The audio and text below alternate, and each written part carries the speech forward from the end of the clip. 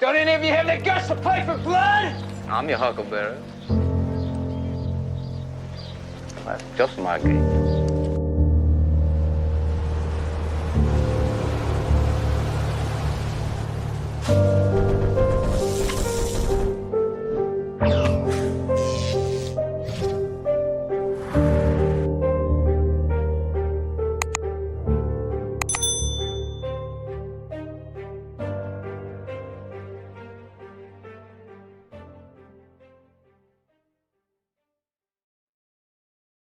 What's up, everybody? Derek Lambert, Neil Gnostic Informant. What's going on?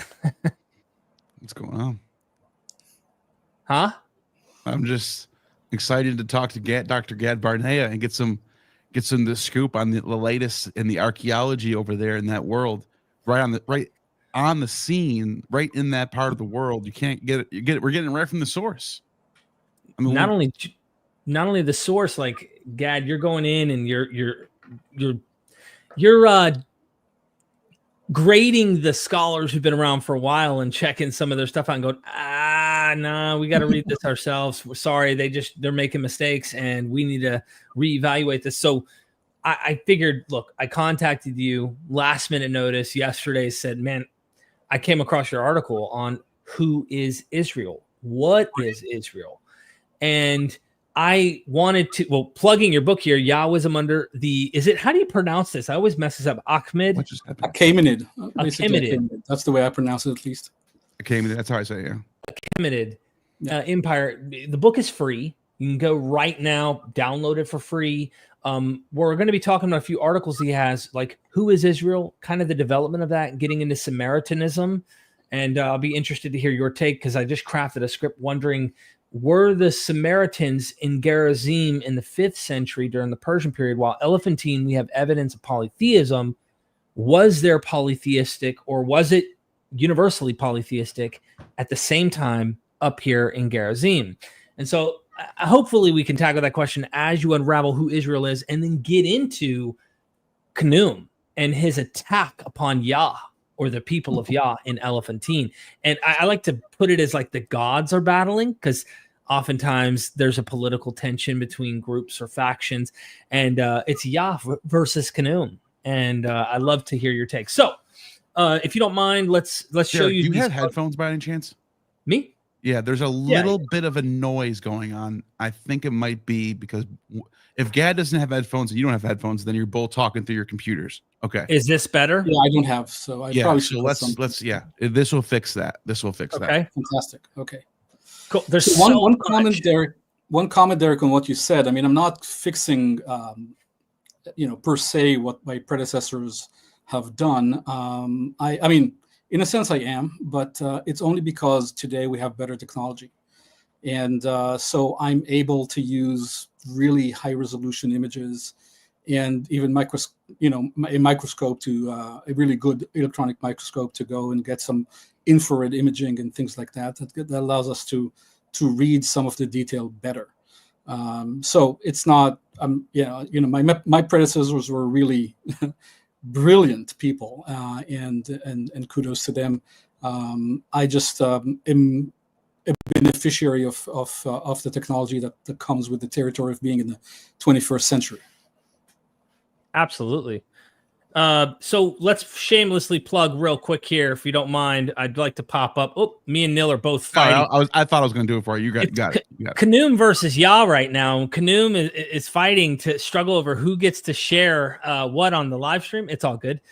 So this article on academia, go to his academia webpage and be sure to go download for free the article we're going to cover today. And here is the academia. It is in the description of the YouTube channel. We're going to be touching on this one here. This one here. Maybe a small comment on this. So this is basically just the slide deck from my presentation, my paper yesterday that I presented in Berlin. I was supposed to be physically in Berlin, but I couldn't for personal reasons. But so I just presented via Zoom. But this is the paper that I presented at the conference in Berlin yesterday. It's not the article. The article behind this is actually going to come out in a couple of months as an actual article.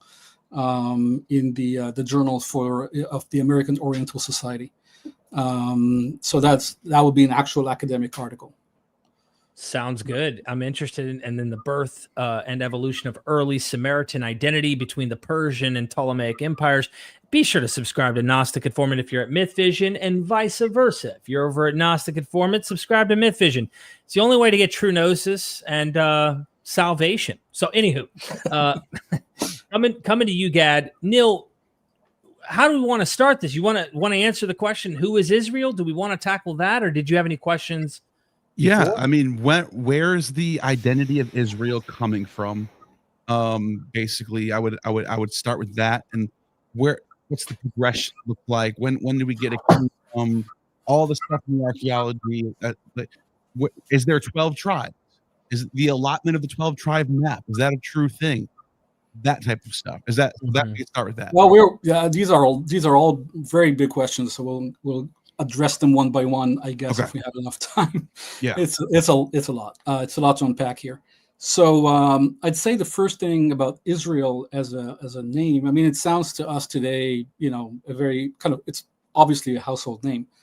The first record of this name is in the Merneptah stele from about 1208 before the current era. So that's from Merneptah, and who was the son of Ramses II, Ramses the Great, and had a campaign in the Levant, and he noted a people group, an actual people group called Israel. In the 9th or 8th century before the current era, we have two stela in Canaanite stela, basically the Tel Dan stela and the Marisha stela, and these two stela mention Israel, but they mention Israel as what is probably a geographic location rather than a people group. Okay, so if we're looking at a people group in the Merneptah stela, it's clearly a people group. There's the identifier in many ancient languages have a kind of an identifier that shows what the meaning of a name is next to the actual name, and so it has the identifier of a people group in Egyptian. So we know that it is a people group, not a geographic location. In the Canaanite inscriptions, it's if you analyze the parallelism that is done there, it looks more like a location, a geographic location, even though we can't be 100% sure if it's really a people group or a geographic location. In cases where it is from the 8th century, for example, in the Neo-Assyrian sources where Israel is mentioned, is Sarila. It's not Israel, but it's mentioned as Sarila. So the name is mentioned with a certain inversion there. When it's mentioned there, it's mentioned as Kur, so the land of Sarila. So it's mentioned clearly as a land, not as a people group. The people group is mentioned as Bet Omri, or the house of Omri, the king Omri, or the Omrites, who's also mentioned in the Bible. But the people group is not called Israel ever at that point. At least it's not documented during that period. In an unambiguous way. Again, you can go and say that some parts of the Mesha stele, excuse me, I said earlier Marisha, that's obviously not true. The Mesha stele, parts of it might be the people group. My analysis, based on parallelism, is that this is more of a geographic location in the Tel Dan and the Mesha stele. In contrast, for example, the Arameans, the Aramean people group, is defined as a group of people, Lu Arami. So it means Lu from Awilum, for the man of Aram, and so there was a very clear way in the Assyrian records to distinguish between a people group and a geographic location.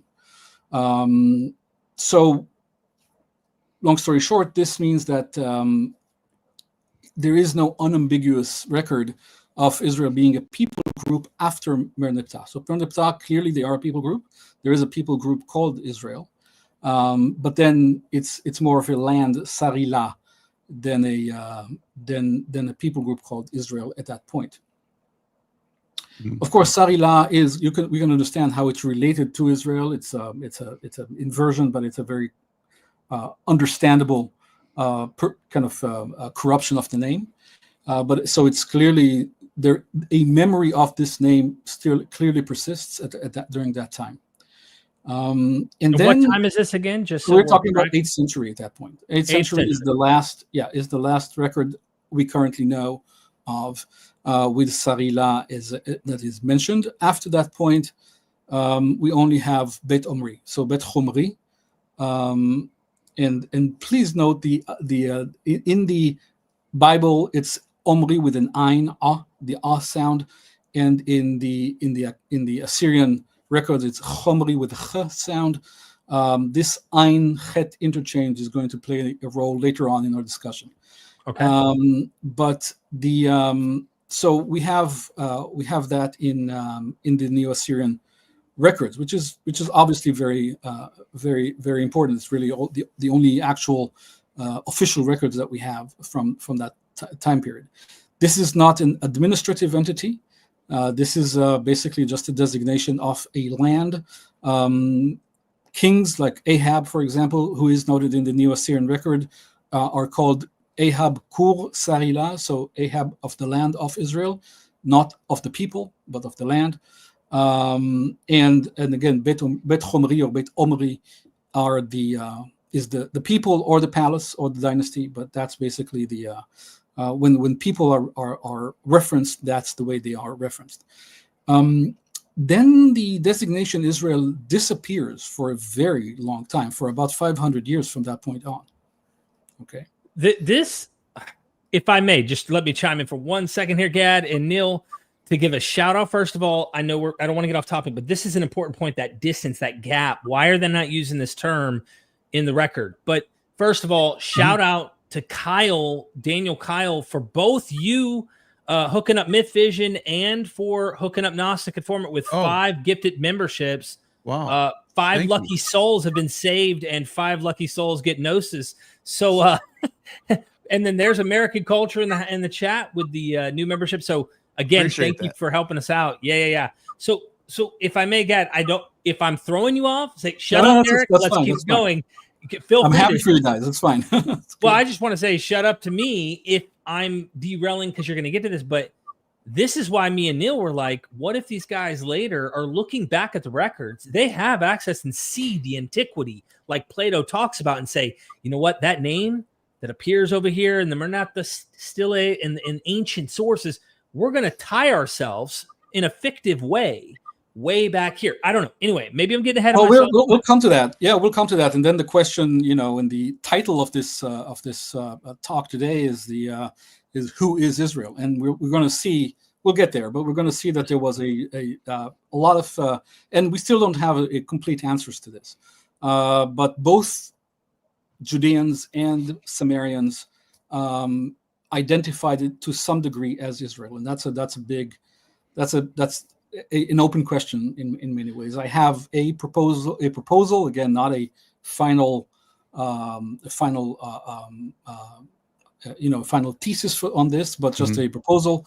Right now, it's still a work in progress. It's a very, very complex subject. Before you resume with what you were saying, I just have one question on the Mernaptah Stele. Okay. And the Mernaptah is pretty ancient. I'm what, 13th century BC, right? Something like that. Yes. Yep. And that's the first time anyone known as Israel's ever mentioned. Now, correct. From you showed me, because when I read this for the first time, I was looking at the translation, and it was like Syria, and I was like, that's weird. It doesn't even say Israel. But then you pointed out to me that the hieroglyphics has to fit that way. But I wanted to get your thoughts on. There's a couple people. There's like 5 different scholars that I was reading through, who said that Jezreel and Israel would actually look the same in those hieroglyphs. What are your thoughts on that? Well, I mean, it's a people group, right? So, Jezreel would be a valley. In the way it's usually it's a location, and this is here. It's a people group. They probably would look the same. But is it possible again, that Israel and Jezreel are the same place? They're just different. The way you say Jezreel in Hebrew is Yitzrael, Yitzrael, but not Yisrael. It almost looks like the same name. Yeah, it sounds, especially in English, it sounds similar, but it's really the meaning of Israel is El will, the deity El would seed, is from Zerah, from Zerah, and Israel is something different. So there is a very substantial difference between Israel and Israel, even though they sound very similar in English. So I don't think they are the same. They might. I mean, it's the same area where Israel, right? Same exact place. Yeah. It's exactly the same north place, but that does not mean that they're related. Mm-hmm. They might simply be the same in the same place. We don't have any reason to believe that they are directly related. They might have been, folk etymology. I always go back to folk etymology when studying, or at least when considering options for antiquity, because folk etymology played a major role in the daily lives of people in antiquity. Okay? But wouldn't that mean that there's a possibility that Yisrael could be Yitzrael and Yisrael, Jezreel and Israel could be kind of the same name going into different folk etymologies? Yeah, I don't think that, because again, the Israel is the Israel with a Z, right, with a Zayin. Yeah, comes from the idea of planting or seeding. But then you got Zion and Sinai. I mean, it's the most fertile valley in the area. You also have Zion and Sinai. You get the Z and the S there. Why not over here? Yeah, this is where I feel this is a little bit too speculative for me. Yeah. Okay. To go that far. I don't see any reason to connect the two. Actually connect them. There might have been a folk etymology even in antiquity that did connect them. People tend to look just like you did now. People did also, 2,500 and 3,000 years ago. They looked for connections between names, and so folk etymology is a huge force in antiquity, and needs to be always taken into account. And we will come back to folk etymology as well, I believe, later on. But yeah, so Melneptah Stele, I think it's really pretty clear that that it refers to a people group that identifies with the name Israel. Now they're not Yahwists. Notice that, right? They are El. Their deity is El, or at least the deity that they identified with, or the theophoric element in their ethnonym, their ethnic name, is El. So they're not Yahwists. The Canaanite god. The Canaanite god, exactly. So they're not Yahwists, or at least they're not identified as Yahwists. But of course, that name persists, and it persists well into the Hellenistic period as an identifier for the Yahwists. Okay, which is interesting. So they identify as that, but as you mentioned, and we'll come back to this, but as you mentioned, in the later periods, it's an archaizing tendency that they are trying to adopt. So they are trying to archaize their origin stories, right? So that's why the Israel is suddenly becomes so popular, and we'll talk about another important element that becomes very popular later on. Now, we talked about the 8th century. We went from Melneptah, end of the 13th century before the current era, and then 9th century with the Tel Dan and the Mesha Stele, 9th century, 8th century, and the Neo-Assyrian records going into the 7th century now with Sarila and things like that. And Samaria is mentioned as a city as well in these records. Now moving to the end of the 7th century, a very interesting phenomenon happens. So end of the 7th century and into the 6th century, and I have an article about that, where I analyzed the historical record. I analyzed the actual, the primary records themselves from Samaria and from Judea. End of 7th century, early 6th century. Now, before the end of the 7th century, in the north, so in Samaria, or Israel if you want, So I should obviously say that in case that needs further clarification, that either Shalmaneser the fifth or Sargon the second exiled the Samarians or Israel or the Northern Kingdom in 722 before the current era. According to the biblical record, that was Shalmaneser. According to the Neo-Assyrian record, that was Sargon II. And real quick comment on that is, sure, were they called? They were House of Omri at the time, right? Or at least descendants correct. of it. Correct. So they weren't called the House of Israel outside the Bible, but within That's the right. Bible, they keep calling it Israel. They're never called House of Israel anywhere outside the Bible. Got it. Yeah. And so 722-ish, we have the exile of, and it was in, the reason I say ish is it was clearly in waves. It wasn't just a one-time event. It was a kind of a long-term, not very long, but it was a wave of exile at that time, or at least a couple of exile events. And late 8th century. After that period, still a lot of people remained in Samaria. It did not become empty. We don't see in archaeology, we don't see much of a difference in the material culture at that time. So it's not, the exile was mostly from the city of Samaria itself, not the entire region. And he says, if I remember correctly, something like 27,000 or 27,500 or 600, something like that, that he took from the city of Samaria and exiled them to Assyria. And instead, in their place, he moved people from the internal parts of Mesopotamia and transplanted them in Samaria. Again, we don't have any trace of that in the material record. We don't see any material culture from Mesopotamia popping up in Samaria at that time. So, or almost none. And so nothing. What we do see might have come just through trade, not from people actually moving there. So, so that's the 7th century. There was an exile, but the extent of it certainly left a mark. And it caused some people, if there's a discussion in scholarship just how many, but some of the northern people from Samaria, from Israel, if you will, came down to and lived and just migrated to Judea, to their Yahwist brethren. And so that's 7th century. End of the 7th century and into the 6th century, there is a very interesting phenomenon. Prior to that point in time, the naming conventions were very clear.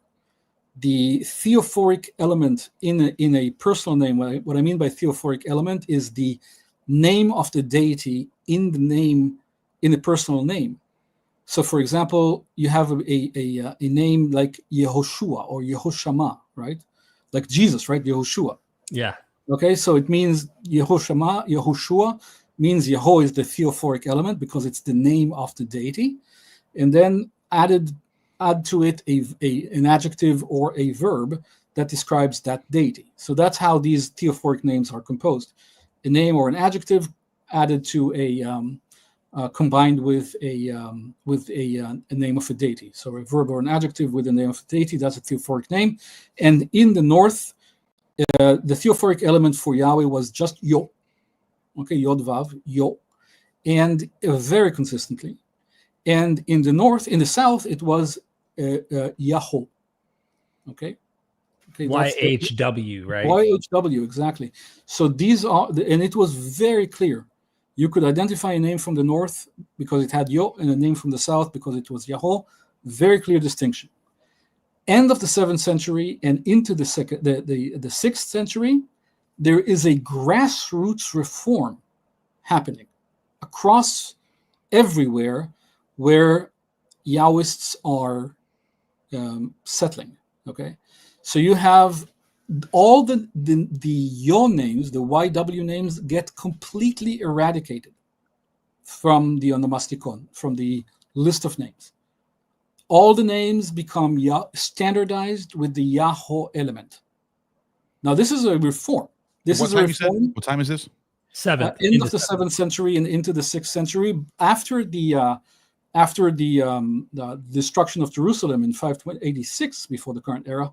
Oh, right at that time. Names are completely standardized after that point. So just so I have you correct, from 722, when the Assyrians disperse, up to the Babylonian, there's a solidifying of YHW universally, in the north included, so that everyone.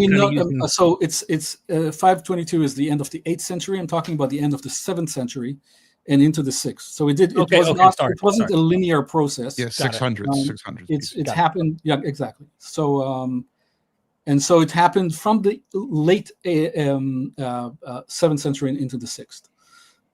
There were exceptions. Even in Elephantine, we find one single Yo name. That's the exception that makes the rule, right? But about 99% of the cases, these the names change. Now, a name change is a big deal, because especially in antiquity, that was the most intimate component of one's identity. You inherit the name from your father or your grandfather, and they inherited the name from their grandfather. So this is the most kind of central identity component of your own personal family, if not tribe, just your family, your immediate family identity. Now, to change as an all-encompassing change of names for an entire people group from the north, accepting to standardize their names according to the standard of Judea, that is a big deal. That is a huge change. Now, what's important, again, it's a grassroots reform. It's not part of Joseah's reform, for example. It's not part of. It's not a king who ordered this reform. It is from. It starts from the grassroots for whatever reason, and that also explains why it stuck for so long. You know, when the king imposes something, usually it doesn't stick very long. It sticks for the lifetime of that particular king, and then, you know, people don't like, you know, things that are imposed from above. But this one is this has all the hallmarks of a grassroots reform. We don't know a lot about this, and it's not a full cultic reform. It's certainly not a cult centralization reform or anything like that. It is a name reform, but it touches on the most intimate part of one's familial identity, and to accept. And we even have, in my article I show this, we have a case of the same person changing their name. Okay, and so appearing with the Yo element and then with a Yahoo element in their name for exactly the same person. So we know that there was this, and this reform is important and was really previously did not come up on the radar. But the data, as I show in my article, is very, very compelling. It's so clear that there is this Yo names get completely eradicated in the early 6th century before the Common Era. Now, what that means also is that what an identity is established here that is pan-Yahwistic. Okay, it's not just Judean, it's not Samarian. Now there's a consolidation of the identity of all Yahwists. Okay. So this is the Midianites, the Edomites, and dwellers down. Is that what you're saying? Only Yahwists. So only those people aren't Yahwists yet? No, not yet. No, well, okay. I mean, there might have been some. We don't know, but we don't have Yahwists and Edomites. Edomites as Yahwists mentioned, or at least recorded at that point.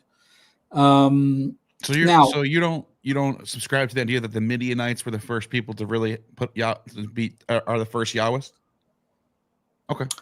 Well, no, I mean, I think that the first Yahwists were well, it's. I mean, we have a Hittite. We talked about. Yeah, that's right. You talked about this, the Hittite. So you really think that the Hittites were the first Yahwists? Well, it's hard to know. We have one person who is a Hittite who is mentioned, who is called Hittite. Take your scholarly head off for 1 second. If you had to guess, we're just three guys drinking some beers. You're just throwing something at the wall. What would you say? You think it's the Hittite sources? Well, I don't know if it's Hittite necessarily, but it is from the north. I think the Yahweh Really? Yahweh as a deity came from northern Syria of today. So from wow. Would this be in line with Giovanni Garbini? Because I love that guy's book. He jabbed at the jugular of some academic stuff. And I brought this to Neil's attention, where he said that the scholars, they didn't realize that even within the Ugaritic text, there's one source. Yeah, right. But Not still, Giovanni thinks when you get to the older stuff, the yam thing, he says, Yah is my son. Most scholars want to try and okay, hold on, he's talking about yam, he's not talking about Yahweh. Whereas Giovanni's like, man, they'll do anything they can to get Yahweh out of the north, and like not realize this guy's already. They don't want him to be in the pantheon, because they want Yahweh to be special and alone. There's a push to do that. Yeah. Whereas I think you might be onto something there. And now the Syrian Hittite thing makes it even more interesting, because I mean, who knows? I mean, there's a lot going on there. You got the god Ea over there. The Hittites adopt this god. Well, Ea. I mean, the thing about Yaubidi, so Yaubidi is the guy we're talking about from Hamat, and he was a Hittite king of Hamat. So he was a Hittite king of an Aramean city. Okay, so that's already an interesting situation there. Who rebelled against the Neo-Assyrians and was flayed alive, according to their records, because of his rebellion. Anyway, so but that's why we know of him, because he is recorded as an enemy of the Neo-Assyrian Empire, and his fate was accordingly. But in his name is, and sometimes now it's interesting because his name is sometimes spelled with Yah as the theophoric element, and sometimes with El as a theophoric element. So so that's also a very interesting data point right there. But so there is some kind of identification right there, which is obvious to us, of course. But the Hittites were actually down in that Syrian region for a while. Of course, yeah. So this actually checks out, I think. Yeah, absolutely. Now, with what's nice is that we have the identifier for a deity. So it's called the Dingir identifier, right. Or the determinative, that shows that this element in the name is the name of a deity. Okay, it's not just it could be Yah as a who knows, as a name of a forefather, or a name of whatever it might be, right? It could be a name of we don't know, right? A word in Hittite that we're not familiar with, whatever it is. But here it's very explicit. We know that it is a theophoric element in the name, so we know that it is the deity Yahweh in this Hittite name. This is what you're talking about. That's right, the Dingir identifier. Some people might be like, "What is he talking about, Dingir?" I just want to make sure people know. Right. Thanks. That's important. Yeah. So his name has that, but for El and for Yahweh. But his name is, clearly also a Yahwistic name. Okay. And so that's a very important, certainly a very important character. I wish we knew more about him, and maybe we will find out more about him with excavations in the future in Syria. As well, and I'm always hopeful to learn more about him, as I am about several other things. Have you or anyone published yet on arguing for a possible Hittite import of Yahweh? Not that I know of. I'm working on. Yeah, because you better get on that. Someone watching this right now might steal it. This is a big deal. That's big news. Yeah, you know what? I don't mind people stealing this. We're all working together, so I don't really mind. Yeah, I don't think someone will. But we're all working together. There are scholars who like to keep secrets, and that's all about. Right. I don't believe that. I believe in open scholarship. And we're here to learn. We're not here to compete with each other. If someone beats me to the punch, there's a lot more that I can contribute otherwise as well. So I'm not too worried about that. So back to the name reform what's really important there is that we have in the 6th century a pan-Yahwistic ethno-religious or ethno-cultic identity that is not unique to Judea, even though it is Yehud. Okay, so it because it comes from the theophoric name. We find these names in Elephantine. We find these names in the Babylonia area, right, in El Yehudu and other places like that, and of course in Samaria and Judea as these administrative provinces. Now, so there is a standardization of names. It's also interesting to note, and I should mention this in passing, that often when tribes migrate, or not often, but we know of this phenomenon that when tribes migrate, they take on names that reflect the place that they are migrating to. I don't believe that this is the case here, because they did migrate. We know that there was a migration from the north to Judea. That might explain some of this name reform, or it certainly does explain some of this name reform. Of course, that's an impetus when you're trying to kind of plant yourself within a host society where the name difference is just one letter. It's very easy, and it's to try to assimilate by just changing that theophoric element in your name. But the fact is that it happened not just in Judea, but it also happened in sources in Samaria, happened in Elephantine, happened in Babylonia as well. So we see it across the board. And again, it's not due to migration, because they migrated to Elephantine, they migrated to Babylonia. They did not change their names there. That name reform migrated with them. So it was certainly an important, again, grassroots effort by the people to establish an identity. Now here we come. Josiah. I'm just kidding. Yeah, of course, yes. Well, you know what? But it's interesting, because there might have been a memory that persisted that there was some kind of reform in the late 7th century.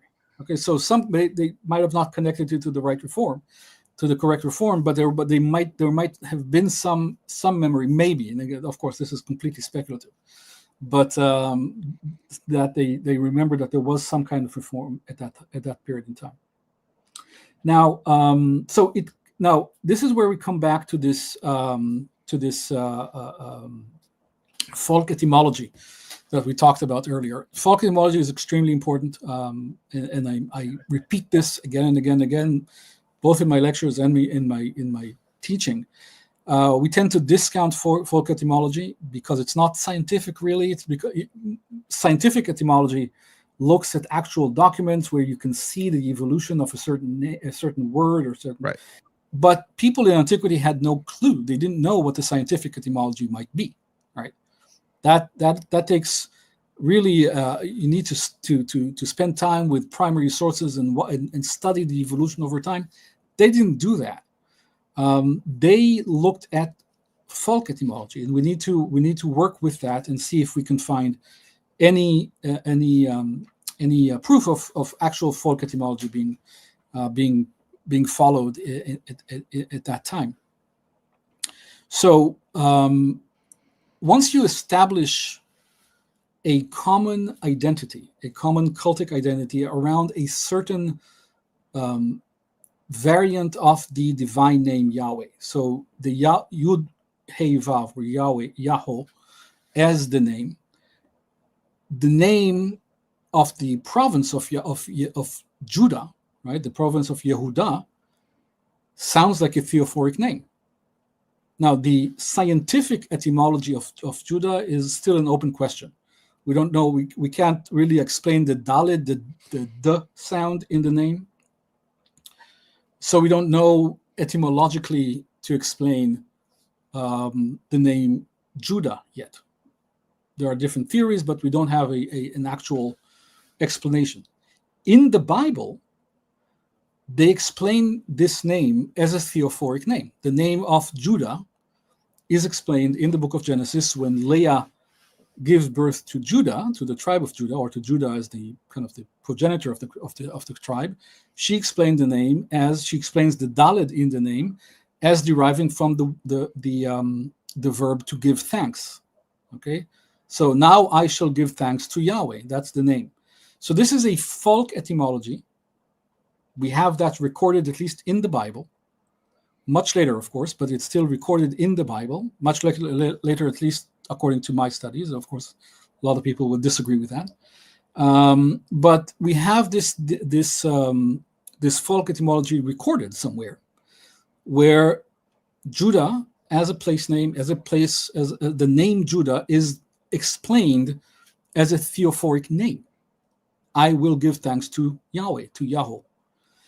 And if you live in a society where all or a big chunk of the names around you that you live in, of the people that you're surrounded with, their names have this theophoric name, and you live in a province that has exactly the same theophoric element, then folk etymology is only natural. And again, it is recorded in the Bible, such folk etymology. And so people would identify with the name Judah, whether or not they live in Judah, just by virtue of participating in this name reform. Okay. So Judah becomes more than just a name of a province at that point. It is also, it would also be connected to a global identity, or not global, but a much wider identity that goes all over the That's Yahwistic interesting diaspora. because it's interesting because today Jew has two meanings too. It can be ethnicity and it could be religious. And you're seeing Judah, as you're pointing out, almost has those early on. It almost has that sort of those roots of that. Basically. That's right. That's right. Absolutely. And I think there's a lot of, especially in biblical studies, a lot of scholars put too much, kind of accept this idea that there was this absolute dichotomy between the North and the South, as is mentioned in the Bible in certain places. So that does not seem to have been the historical profile at that point in time. We have in Elephantine, we have letters that are sent to both Samaria and Judea, and responses coming back from Samaria and Judea. We have in Papyrus Amherst 63, which I think we already mentioned in our discussions, Papyrus Amherst 63, very important document. That document mentions a Judean that talks about his brother from Samaria. So literally calls him brother. That document is dated to about the 4th century now before the Common Era.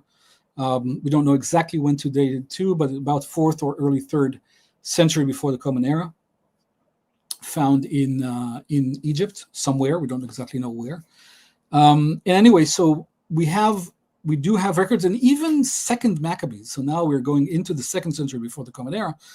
Even Second Maccabees identifies the Samarians as being of the same genos, meaning of the same race as the Judeans. So they are brothers, I mean, literally genetically related. Literally the word gene, genos. Exactly, gene. the same genos. Exactly. That's in Second Maccabees. So we have a very long-term, longue durée, what's called the longue durée, long-term memory here, or long-term effect of Judeans and Samarians seeing each other as brothers. Okay. What I mentioned in my talk yesterday as well is that we may have, and this is for now, I can't be sure, but there is on Mount Gerizim. So on Mount Gerizim, there was a temple, a Samarian temple, a Yahwistic temple, right. A temple to Yahweh on Mount Gerizim. From the middle of the or I would say from the end, the final quarter of the 5th century before the Common Era onwards, there was an actual monumental temple on Mount Gerizim. And there we have a lot of inscriptions. And one of these inscriptions that's very interesting has Yehud and Yehudah on it. And that's technically, that's a name that you would expect from someone from Judah, not from a Samarian. Again, but I do want to remind that we just talked about a pan-Yahwistic identity, so it could be, we cannot discount a Samarian also being called Judah, although we have no record of that. But if this is the case, we have a Judean that came to actually offer a sacrifice on Mount Gerizim rather than Jerusalem or other temples in the south. That's just like someone from Eleusis going to Delphi which was common.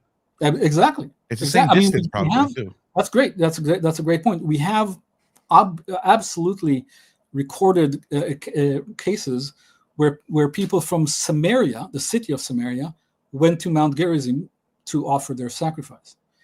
There was almost certainly also a temple in Samaria itself. Okay. Wouldn't this also point out the fact that it's not centralized? What the biblical portrayal is a romanticized, really southern attempt to say it was always here and it was always meant to be here, even though there are echoes of Gerizim prior to the north was really there prior to the Judean, whoever the Judean or at least seemingly southern scribe. Well, in the book of Deuteronomy is non-committal. It doesn't commit to the place that Yahweh will choose. Okay. Right? Really? I didn't know that. Not Jerusalem? What's that? Deuteronomy is not committed to Jerusalem at all? No. I thought the Deuteronomist was. Is it the priestly source then that we call priestly source? Well, the Torah. The Torah does not mention. The Torah does not mention Jerusalem as a place of cultic centralization. Wow. Now we have in Deuteronomy. I missed that for some reason. I guess I wasn't paying attention. Yeah. So in Deuteronomy 12, you have the place that in the Masoretic text, the place that Yahweh will choose. Okay, and that's where you will serve Yahweh, in the place that He will choose. In the Samaritan Pentateuch, that place is already chosen. It's not will choose, but He has chosen. And that connects to Deuteronomy 27, where that place is Mount Gerizim. But you have to connect that. It's not explicit. You have to actively read the text and identify. And how do you connect that? Take us through that. This to me, someone might understand why you think that. Is that too long? No. I mean, it's very easy. It's okay. Basically in both cases it says that's where you will serve God. But in Deuteronomy 12 it says, at least in Masoretic text, it's about the future. And then in 27, 28, it's about Mount Gerizim because they've arrived to Mount Gerizim already, and a very similar formulation of the text appears there again. So it gives you this kind of narrative echo of these two areas. It's not explicitly connected. It's connected. Yeah, because it starts. It's about the one place of worship, Deuteronomy 12, right? That's right. But it never says Jerusalem. It doesn't say where it is. Oh my! I never even thought about that. I never even. It's clever how the Samaritan Pentateuch though literally nails it down into Gerizim. I wonder if they were the first to try and centralize worship in a sense, but I don't know. We don't really know. But what's interesting in Deuteronomy is that Deuteronomy, certainly chapters, it's certainly 27, 28, and really the Pentateuch as a whole.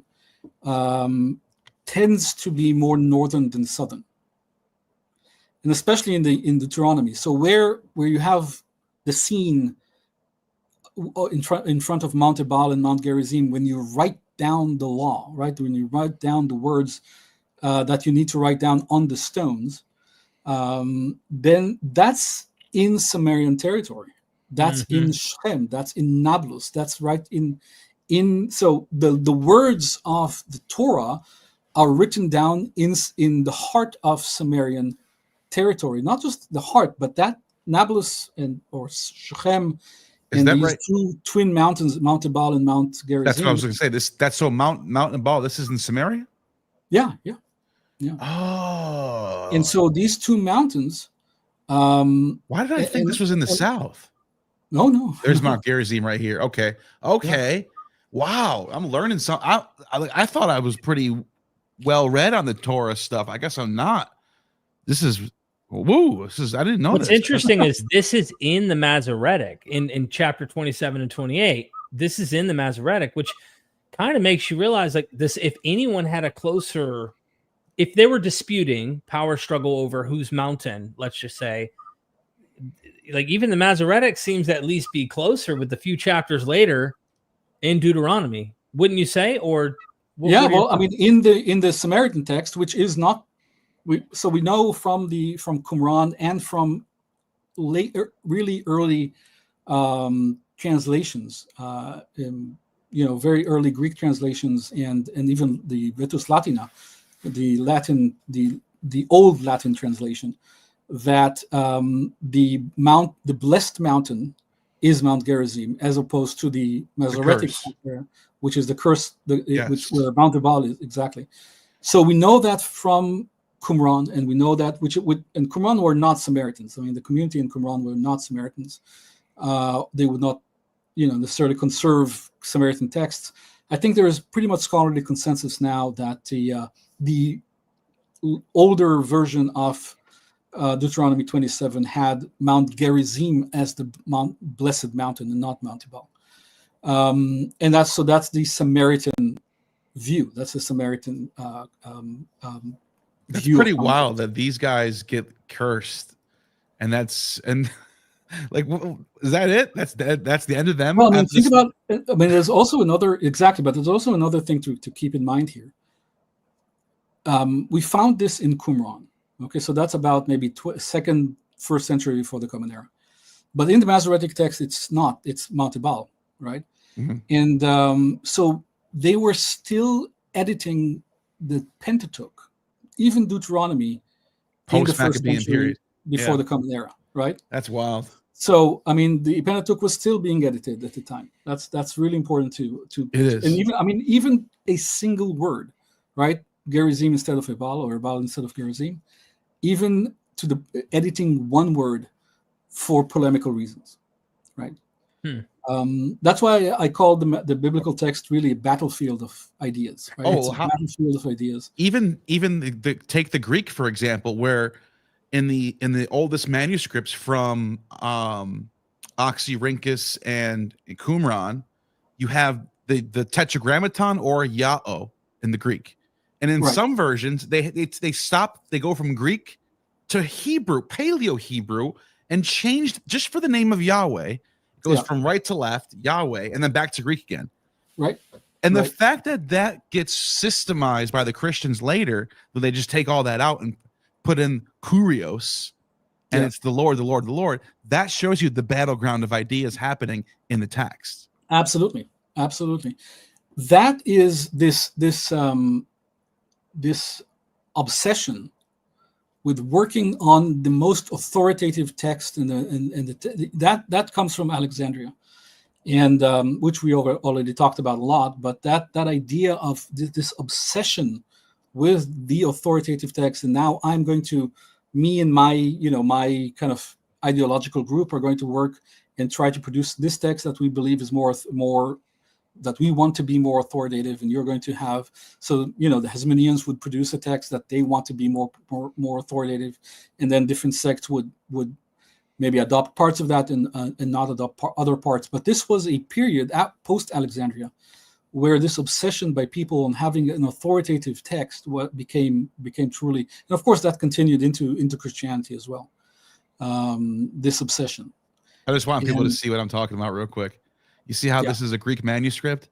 And then look at this right here where the arrow is. It turns into Paleo-Hebrew for a second and then back to Greek. So anyways, back to what you were saying. Yeah, so we talked about this consolidation of identity in the 6th century and into the 5th century, and really into the 4th century as well, and the close relations between Samarians and Judeans throughout that period. Now, in the 4th century, I mean, of course, even before that, we already have diasporas of Yahwists. We don't know, because of the name reform, we don't know if people in Babylonia, because it's the same name, so we don't know if people in Babylonia were from the north or the south. Again, it's really impossible to know because they had the same names at that point in time already. Same thing for Elephantine. We don't know if they are from the north or the south. There are reasons to believe that at least part of the community in Elephantine, and we'll get to that in a minute, part of the community was Samarian as well in Elephantine. So there are reasons to believe that. But there's no reason why they wouldn't commingle. Again, they saw themselves as part of the same basic entity. So that transcends the administrative borders of Judea. Okay, they are Yahwists. So they identify as Yehudi. Now, identifying as Yehudi post name reform does not mean that you are from Judah necessarily. Okay, this is where that broadening kind of umbrella starts to begin. Exactly, via this folk etymology that we also find documented even in the Bible, right? So this folk etymology, which was also so natural for people to have, If all the names around you look like the name of the province, then you would make the name of the province also to be theophoric. Whether that's the actual etymology of that name, the scientific etymology of Judah or not, the folk etymology would certainly have people see it as an expression of one person being a Yahwist. So I don't think that identifying as Yehudi necessarily makes you Judean post the name reform. Got it. And the people in Elephantine identifying as Yehudi does not necessarily make them Judean post name reform as well. Just for people who don't get it, the geography of where you're from, you would imagine that's what the name identifies them as. No, this is where you see a break.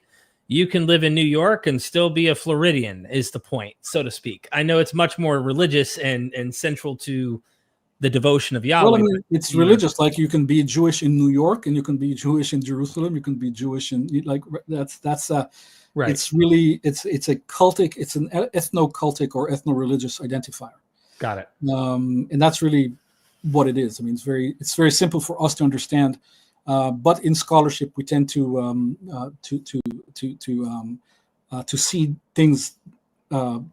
Up until now, we saw things, and I did that as well up until where I saw that the data doesn't correspond to that necessarily. But you did how you mentioned how the etymology of Judah, Yehud, might have this Yahweh in it. Right. So would you think the folk etymology, right? We're talking right, about folk etymology. Yeah. Do you think that the Elephantine Yehudim were aware of this and like carried this tradition themselves? Yeah, I think it's well. I don't know if they were aware of this specific folk etymology that is also mentioned in the Bible. We can't know. But again, when you're living amongst people, and your own personal name might have the Yahoo theophoric element in the name, and you have Yehuda as a geographic identifier. It's very easy to just say, well, this is my identity. I identify as a Yahudi because I am a Yahwist, basically. I mean, the name, of course, no one said Yahwist in antiquity, right? So to identify as a Yahwist, this basically is just to be Yehudi. Right. We tend, and I used to do this also for a very long time, to basically just say Yehudi is Judean up until the 2nd century before the Common Era, where we have Judaism actually coming into being. But now I think it's basically someone who is basically identifying as part of this name reform. It's somewhere from the 6th to 5th centuries BCE. But someone who identifies basically this basically says I'm a Yahwist rather than I am a Judean. And this is, of course, this will be controversial in scholarship, but I think that the data bears me out on this. This is very new, right? This is very, in many ways, cutting edge.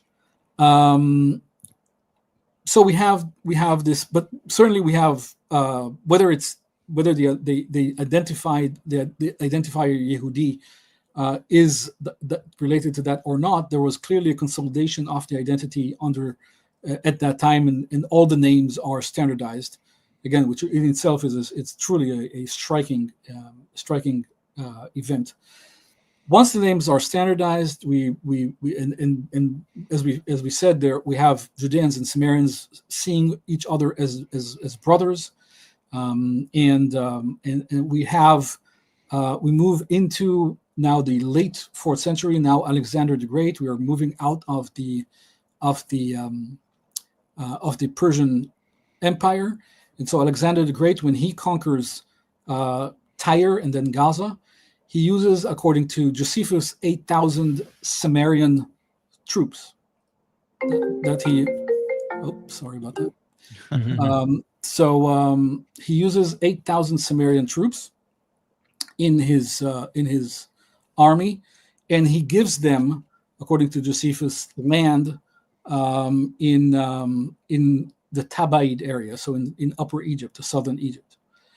So they get actual land. They get land grants for participating in Alexander's army, and they move to Egypt. So we know that there was a significant. that's a very plausible thing. When I read Arian, and he gives the Scythians land for fighting in the army. Yeah. So this sounds like something that checks out that Alexander would do. You fight in his army, he's going to. We know that he did that for others as well. Of course, yeah. Now he did that for Judeans as well in Alexandria. So we know that there was a very large community in Alexandria that, and probably also Samarians. I mean, not just Judeans, but also Samarians in Alexandria as well. Right down the street from the library. I gotta ask you this because recently it's come up in some of my conversations that I've been having in a lot of these spaces. Is the Josephus story of Alexander going into Jerusalem and doing a sacrifice? What do you think this is historical? What do you think? Who knows? I mean, I don't think the honest answer is who knows. Who knows? I think it's apocryphal because when you read it carefully, I mean, not to say there isn't a kernel, but he supposedly has presented the book of Daniel. Of course. Yeah, and that didn't happen. But Arian cites all the sources like Hieronymus and Callisthenes, all these the guy who was walking around with Alexander, and these are the sources that were passed down, and none of them have this. So I just wonder, maybe. Yeah, I mean, again, like Derek said, I mean, there might be a kernel of truth into that. He might have gone into Jerusalem just to recruit mercenaries. I mean, right? That could have been the case, which he did everywhere. I mean, his army was very heavily mercenary based, and so there might be a kernel of truth in him just going to Jerusalem because of that. Meeting the high priest, certainly being presented the book of Daniel, that seems mythological. Hey, this book has you in it, by the way. This book talks about you. Exactly. Yeah. Exactly. So absolutely. So myth often has a kernel of truth in it. Sure. It might be very, very far removed from what we get in the final version of the myth, but there is we do know for sure that he was in Beth Shean, and they set up that city of Scythopolis, and he gave the Scythians that city to fortify.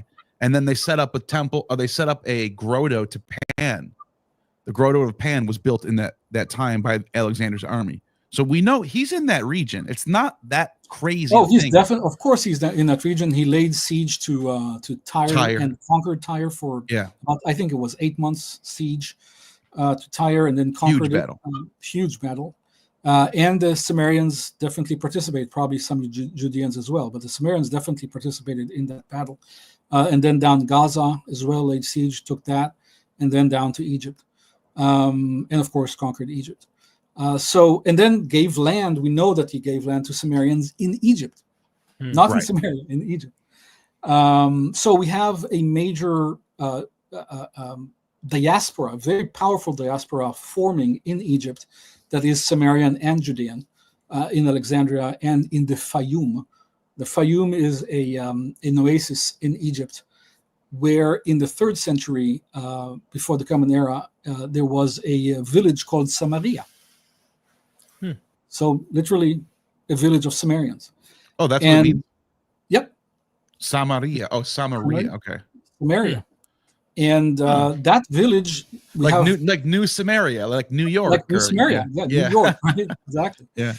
And so we have papyri from Samaria, and they have Yahwistic names there. And we have I think about 19 people that identify as Judeos. Now, there's been a lot of discussion in scholarship about that. They're in Samaria, but they identify as Judeos. Are they Judean? Are they converted?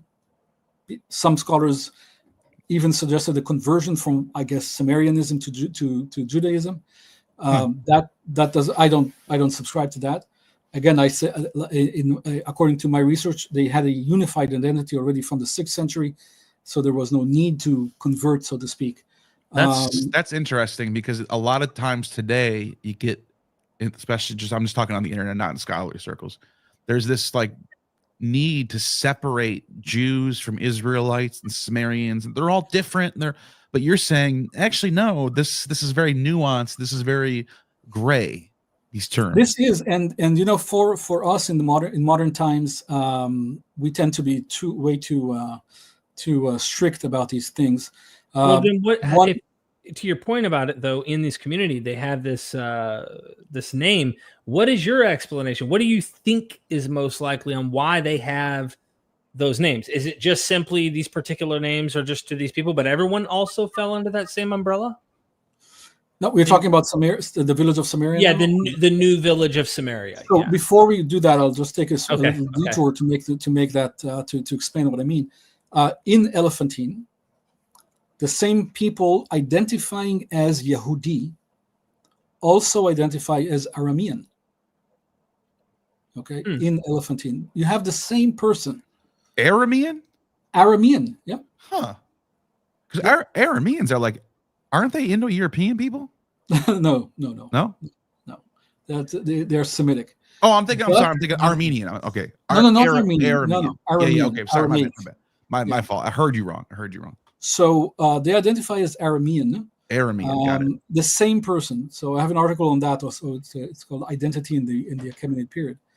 And there I trace these cases and I try to explain them. And so we have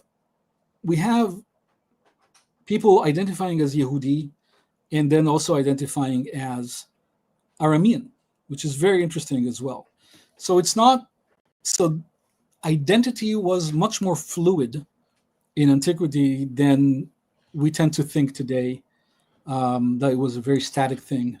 No, it was pretty fluid. So I am personally not that surprised to have someone in Samaria identify as a Judeos, but he might have been, or Judaya. There's also a female Samarians who are identify as Judaya, not Judeos.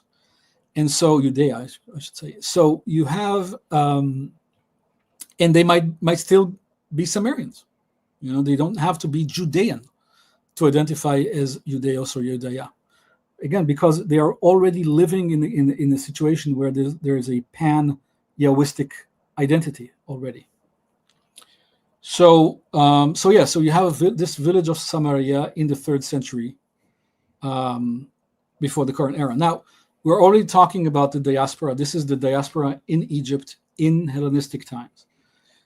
Now, going much to the north, to the Cyclades Islands, to Delos, to the island of Delos. Oh, yeah. Little island. Delos, I was there. Oh, you were there. Fantastic. They had that synagogue there, but it's not really a synagogue, right? Right. It's Theos Hypsistos. I think it's a Theos Hypsistos temple. There's a Serapion there. That's the main structure there, Serapis. And then there is, next to it, there is a place where they found 2 inscriptions that are written by the Israelite, so the Israelites, right? That's now the first time. So we were talking about roughly around 200 BCE. We don't know exactly when to date that, but I'm kind of giving you the median between different dating proposals that were proposed up until now. So around 200 BCE, we have the first time that we have a people group identifying as Israel. And it's in Greece, out of all places? Again, since Merneptah.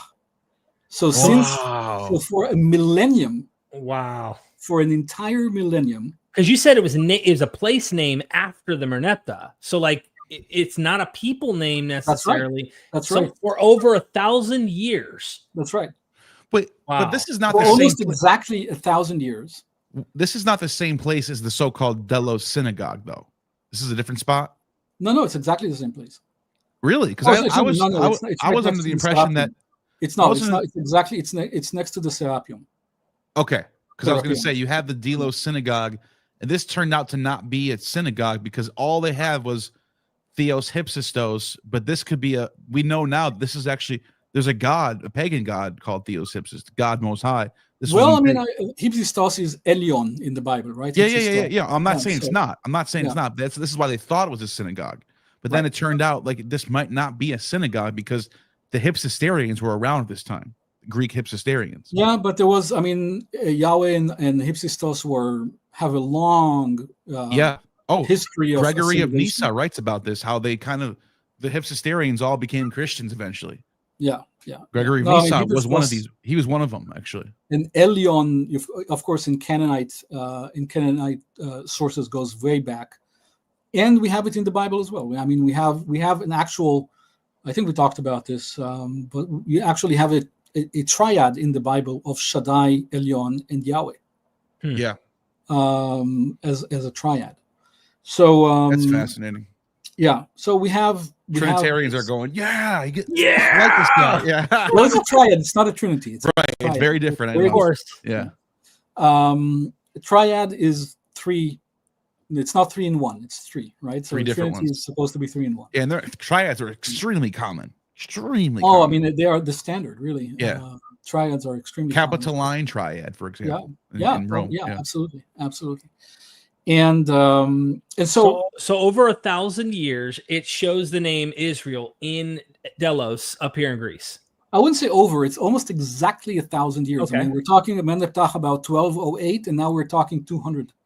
Got it. So it's almost exactly 1,000 years where we don't have, at least none recorded so far. We might tomorrow find another record of Israel being documented somewhere as a people group somewhere during that millennium. We don't know.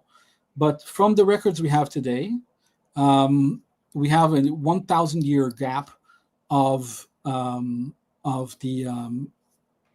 people group called Israel actually documented during that entire time. Now, some people might read the Mesha Stele as a people group. Just because of the parallelisms and comparing it to the Neo-Assyrian sources of the time, I don't see it as a people group in the Mesha Stele. But some people might argue. In that case, we have about 750 years instead of a millennium. Between I'll tell you what, though, about half a millennium instead of a millennium. This island of Delos is so mysterious to me because, like, you go there and it's got these like the Serapeum you mentioned. It's got the House of Dionysus. It's got a Temple of Apollo, and then there's like this house called the Poseidonus Club that was there. And apparently, this is how they explain it. This Poseidonus Club was a place for merchants, Phoenician, Egyptian, Roman, Greek, and they would all go and gather here. And they had triads that there was a Phoenician triad, Egyptian triad, a Roman triad, all in this one place. And then now you're mentioning that this is where the Israelites were at too. So, and then the whole Delian, the whole League of Delos, all these places are all. The hegemon is right there in Delos. Now, so one more. What's going on? Absolutely, here? one more data point on this, which is important. They say we are the Israelites who send tribute tax to Mount Gerizim. Oh. So it's not just they don't just say, okay, we're Israelites, but they are clearly Samarian, right? So this is Israelites. So after Meneptah, again, according to the records we have today, after Meneptah, the only Israelites are actually the Samarians, not the Judeans. Okay. In the extra biblical record. In the Bible, a very interesting phenomenon happens where in Ezra and Nehemiah, books that are Judean, talk about their God as the God of Israel and the people as the sons of Israel, right? And so, but they're Judeans, identifying as Israel and identifying their God as the God of Israel, but they're Judeans. I was able to pull up an article real quick just to show people where it says the Samaritans and Delos inscription as Israelites and development of the form. Yeah. So this is, this is fascinating. Yeah. Derek, if you want to pull up the, my you had this in yours too? Sure. Okay. I actually have the Greek text and the translation of the Delos. Just perfect. Go. Let me know where. I think it's further down from here. Yeah. There it is. No. This is okay. So this one is also interesting. We'll come back to this. Just go to Delos now for a second here, and so this is the diaspora, Egypt, and Delos. So this there you go. So this is the these are the Delos. This is the two Delos inscriptions. And you can see Israelite that with a red frame around it, and then Ar Gerizim in one word, which is also very Samarian. We see that also in the Samarian Pentateuch. And you see that both in the Greek and I see Israelite. Yeah.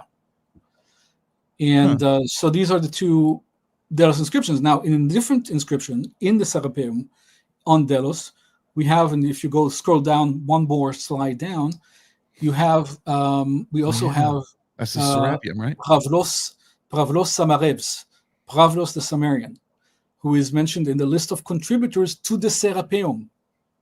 Yeah, I was going to say that's the Serapeum so he's right there. A Samarian, contributing to the Serapeum for the benefit of his brothers and what? So they're related to the Serapeum too? Yep. Whoa, Derek, we were just talking about how the Talmud has Serapis as a deified version of Joseph. Yes, Gad, you know this. You know this, right? No. There's a passage in the Talmud that says that the god Serapis is Joseph from the Bible, deified. Okay. So they're obviously extremely Hellenized. Yeah. But what I find interesting is when we get to this whole phenomena of God-fearers in the synagogue, and everyone acts like this is a shocking phenomena. When you're looking at the reverse here, you've got Samaritans and people from Judea and all over going to these temples, to these other places, and they might have found common ground to have their own triad, but they're participating and funding, like you see here. Come on, it seems to be the common trope. I mean, it's not just here, but it's everywhere. And again, in scholarship, we tend to see things way too black and white, and things were a lot more colorful in antiquity. Now, even in the letter of Pseudo Aristeas, the what's called the letter of Aristeas, which is basically a kind of a legend that was written in order to explain several things about Alexandrian Judaism, but specifically the translation of the Hebrew Bible into Greek.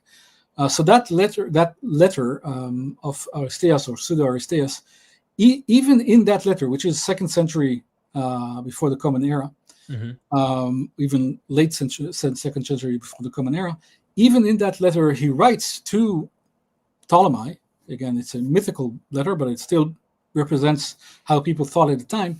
He says that deity that we call Zeus, they call Yahweh.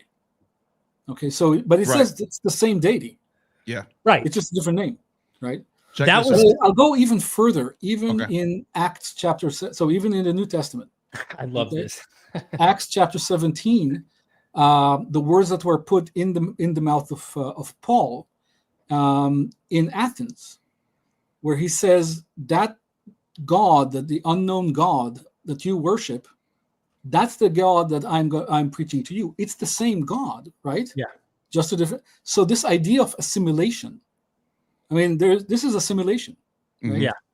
It's exactly the same God, and Paul is doing the exact same assimilation. Paul is not monotheistic. Right. I mean, Paul is doing exactly the same assimilation here as everyone in his day and age did. Right? I mean, people did not even think about the concept of actual strict monotheism at the time. There wasn't. Yeah, that's kind of the Middle Platonist like idea that there's this one God, but there's all the gods. You know, they're all together.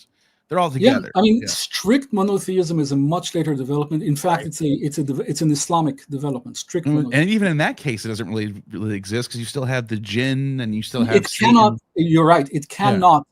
Strict monotheism is almost almost impossible. It's almost impossible. And then so here's this passage right here, where it says, this is from Avodah Zarah 43, and Rava said the entire sentiment of Rav is referring to a case where one finds vessels with these figures, and in the middle clause is in accordance with Rabbi Yehuda.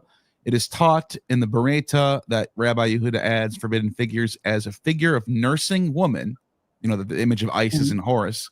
And Serapis, the figure of a nursing woman, symbolizes Eve, who nurses the entire world. The figure of Serapis is worshipped as symbolizes Joseph, who ruled over Sar and appeased the entire world. Yeah, well, distributing food for 7 years. That's just a word game. It's because of play on words. Yeah. But I don't think it necessarily reflects a tradition. It's just a play on words, but maybe it does. I don't know. But they both come from Alexandria. And like, the stories, that's what I'm saying. We were looking at Alexandria, Ptolemy, Right. and then they're kind of both coming from that part of the world. It makes sense. Correct. Why they would know this. In any event, so we have. I mean, it's really interesting that this community on Delos, this Samarian community on Delos, identifying as Israelite, now in the 3rd century, around the same time that we have this community in Delos, we start seeing in Samarian context Yod Vav names returning. Remember that they disappeared; they were eradicated by the 6th century before the Common Era. The Yod Vav names, the Yo names. Yeah. These names now, because of archaizing, because of the need to archaize your people, your ethnicity, to archaize your history or even the mythological history of your people, now they also start going back to adopting the old style names. So the name Yosef or the name Yonatan, right? Not just by the Sumerians, although it's recorded. The earliest records of this are in Samarian context, both in Egypt and on Mount Gerizim. But in the 2nd century, even Yonatan, Afus, the Maccabean, the Hasmonean, has the old style name, Yo, not Yahonatan, but Yonatan. So that's also archaizing the name structure, going back to the way it was before the name reform. So here we can start to see not necessarily kind of the parting of the ways between Samarian and Judeans yet. That will happen later on with Yochanan Hyrcanus and ultimately destroying the temple of Mount Gerizim in the end of the 2nd century. But we see a differentiation. And they were always there was always differences between the North and the South. I don't want to make it sound homogeneous throughout that. There was a name reform, but it doesn't mean that they became the same, identically the same. Now, I want to tie this to what we saw in Delos and then what we are about to see in Sicily as well. During the 4th century, during the 5th century and the 4th century in Samaria, the reigning dynasty in Samaria was the Sanballat dynasty. And they started minting coins late 5th century. And the coins from the Sanballat dynasty, if you want to scroll up here, the coins that Sanballat is minting has very, very clear Phoenician and Achaemenid Persian period, huh? Yeah. So, I mean, there you go. Here it is. These are the Samaritan coins. And you see this Sidonian galley on the coin at the top here. So this is very clearly Phoenician. Galley? Yep. And we see the rows there, and you see all the oars there. And so you actually have a Phoenician excuse me, I'm sorry about that again. You're good. So you have the Phoenician galley, and you have a satrap next on the other side of the coin. And then you have beneath that also a satrap and a Persian king. So you have very, very, very clear Achaemenid iconography being used in Samaria. Samaria, according to many scholars, some of them of which I quote here, was very, very close to the crown. It had, as opposed to Judea during the Persian period, in Samaria, the dynasty was aristocratic, enjoyed, of course, land grants that go with being an aristocrat. It also, the role of being a governor passed from father to son rather than an appointment by the crown. Wow. And in Judea, the governor was appointed. It's the exact opposite of the image we get in the New Testament, where the Samaritans are sort of low. Yeah, and the Judeans are up high. But back in the Persian period, they were the aristocrats. Yeah. But in the New Testament is much later, of course, and you were talking after the Hasmoneans, after Alexander, after of course, way different time. Yeah. But in the Persian period, the Samaria was very close to the crown and very Achaemenid influenced, and Phoenician influence. So, and Sidonian. What does Smyrn mean? Why does it say Smyrn? Yeah, and I think that explains. And they were also very educated as well. I mean, the populace in general in Samaria, probably. Oh, that's what I mean. Samaria, Smyrn. Samarian, yeah, Samarian, yeah. Samarian, okay. And I think that's why we find them in Delos and in Sicily as well, because they were with the Phoenicians. They also traveled with the Phoenicians. It's interesting. You got a bull slaying image, kind of like Mithra. Yeah, I mean that's a later rendition, but it is. Yeah, but we find this in Persepolis. We find it really. This is part of a Achaemenid iconography, and it goes back. It's a very old type of iconography of bull slaying. Yeah. So, but this is very, very common in the Achaemenid period.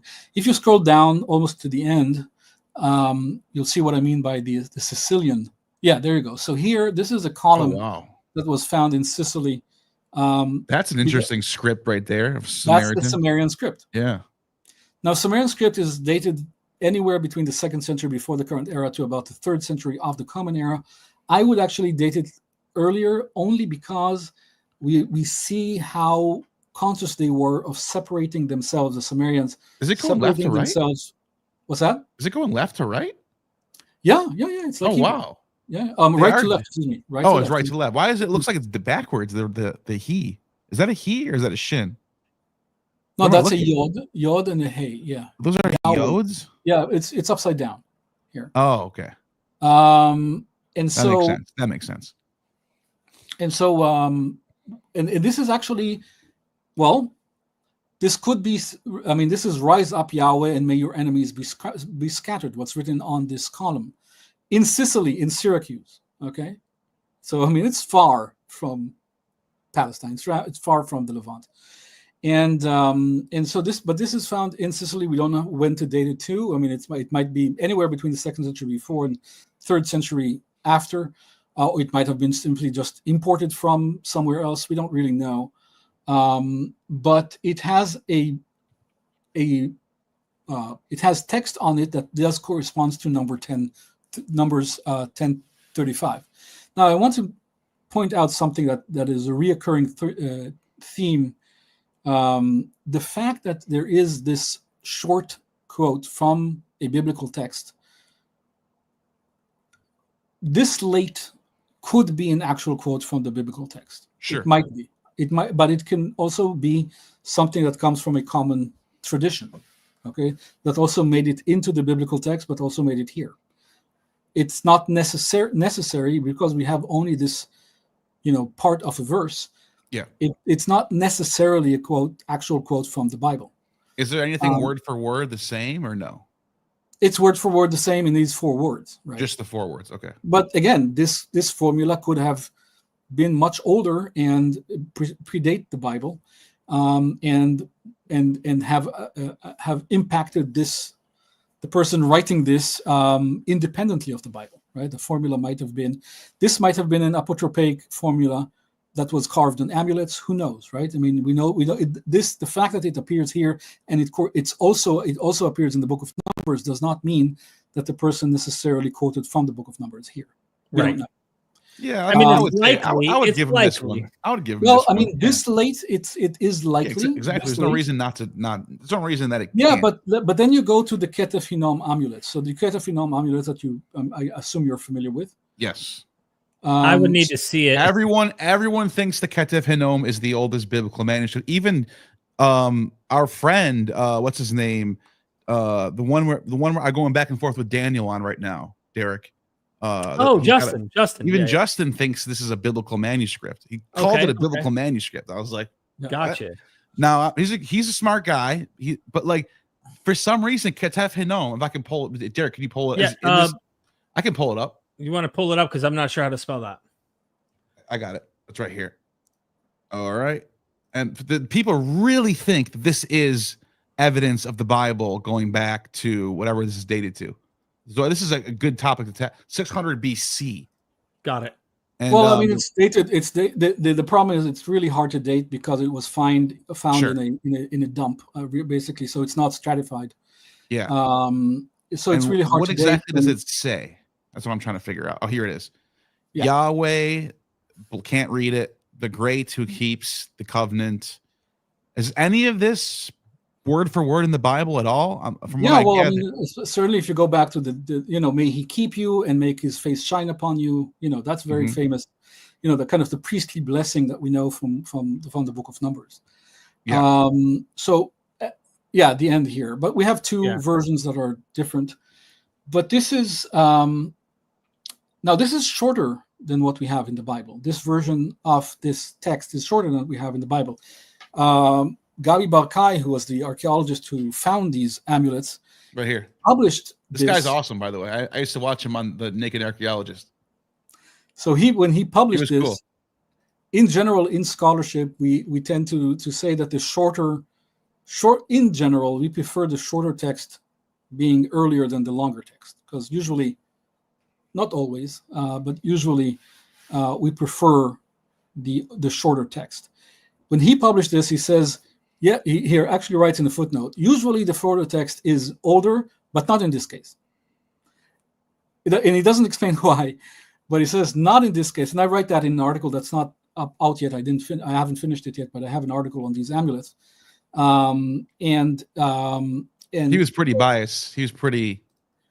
I wouldn't call him an apologist, but he's close. But I mean, when you say something like this, I usually prefer the shorter version, but not in this case, and don't explain why not in this case. Right. That's problematic.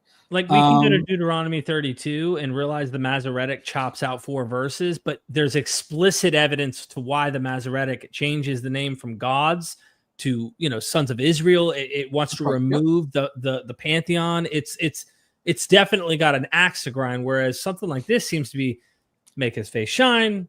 But here's why you can't call this a biblical manuscript. Right. Even if it does have a few lines that match, it's not the same. It has to be at least like 90. It has to be like at least more than half the same, at least. I don't even think that's not even. I mean, that's What I'm saying is, if it's not the same, it's not the same. The only argument you can make is parts of this shared tradition and parts of this have a shared tradition, right? That's as far as you can really go on this. On what you just said, and just playing the devil's advocate here, even within the different versions of the Bible that we have between Qumran, the Masoretic, the Samaritan Pentateuch, and we see that texts evolved even within the Bible. So within the different, kind of iterations of, editorial activity on the Bible, that would not be enough of an argument. I do agree with the second part of what you said, because nothing in this text can serve to show that this was not simply a very, very popular text at the time. Now, right. These are what is clear, that these are amulets, meaning people wore them in order to fight the evil eye, basically to ward off the evil eye. Oh, that's right. Yeah. These are amulets. That we do know. So clearly, they had these verses. This text had a magical power associated with this. So it was popular. Mm-hmm. It was popular as an amulet. So it would make perfect sense for this popular text to later also be adopted by the biblical authors. Yeah, and that just sounds the most likely scenario going forward. So this is not enough proof to show that this is, even though it's very similar to the text to the text in the Book of Numbers, it's not enough to say that this person knew of the Book of Numbers. Right, exactly. Yes, or even the Balaam inscription, they are common name, common character. It's a Gentile. We have a lot of common things. I mean, you have modern authors quoting from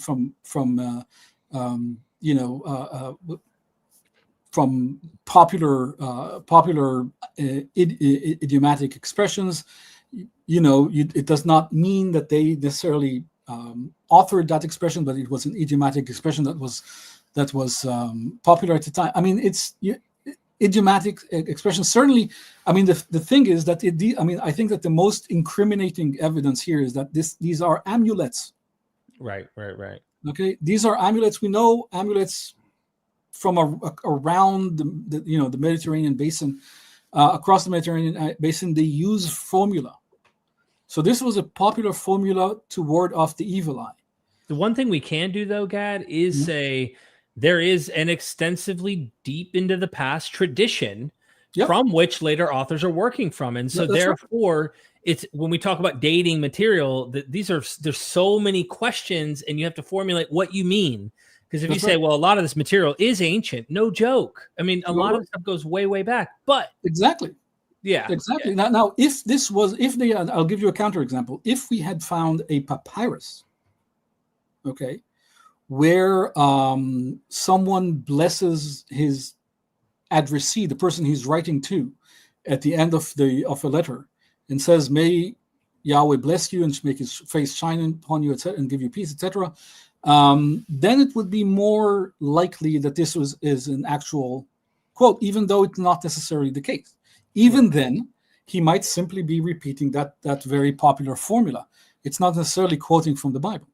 But this would be more of in if it's a personal letter rather than an amulet, I would say it's a little bit higher probability that person knew something about an evolutionary stage of the biblical text.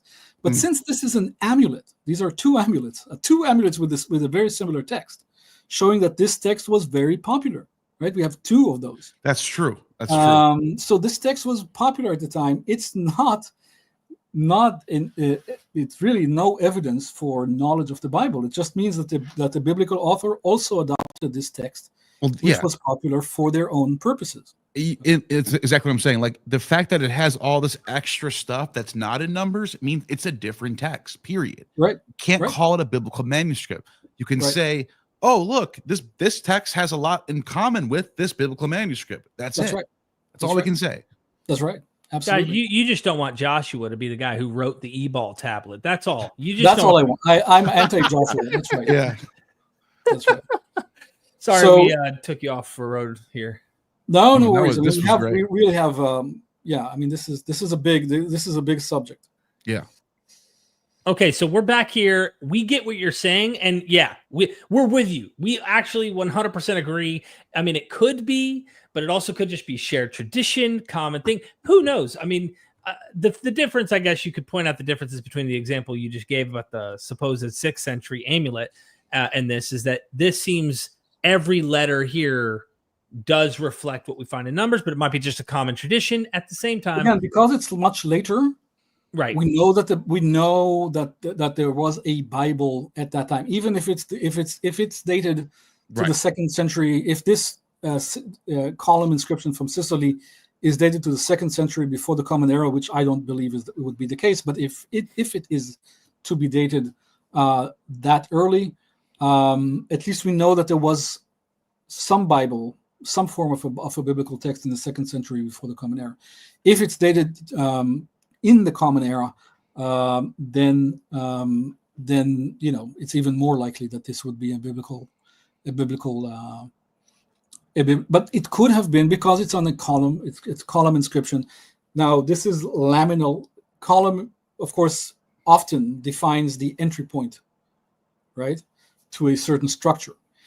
So it could have served also an amuletic type purpose. It could have served as a magical purpose here to say, "Rise up, Yahweh, and may your enemies be scattered against the evil eye." So it might have served for protection at the entry point to a certain place, maybe a synagogue or whatever it might have been. If I may, sure. One more comment about this point: "Rise up, Yahweh, may your enemies be scattered." That's such a generic statement. It's like Christians today. They might say, all things are possible through Christ. It may not be at all whatsoever related to Paul writing a letter to this particular church, but a generic statement of saying, I can make it today. I've got to get through this surgery or anything. Like you said, it could be a generic. No. There are a lot of parts of the New Testament, as you know, that clearly came from just idiomatic expressions that people said in early Christian or the Jesus movement in its early days, and then made it into the New Testament. So right. Yeah, I mean, a lot of that, when you write an authoritative text that wants to define an identity, it's almost necessary to use idiomatic expressions that are already popular. So yeah, it's obvious. So this is really what we've done now, is go and study the identifier Israel from Merneptah to at least Delos, about 1,000 years, where the people group is identified as Israel, but not for 1,000 years, but at the bookends of this millennium period. So that's on Israel. I spoke yesterday on Ḥananiah. I don't know if we have time to talk about this. It's going to be very long,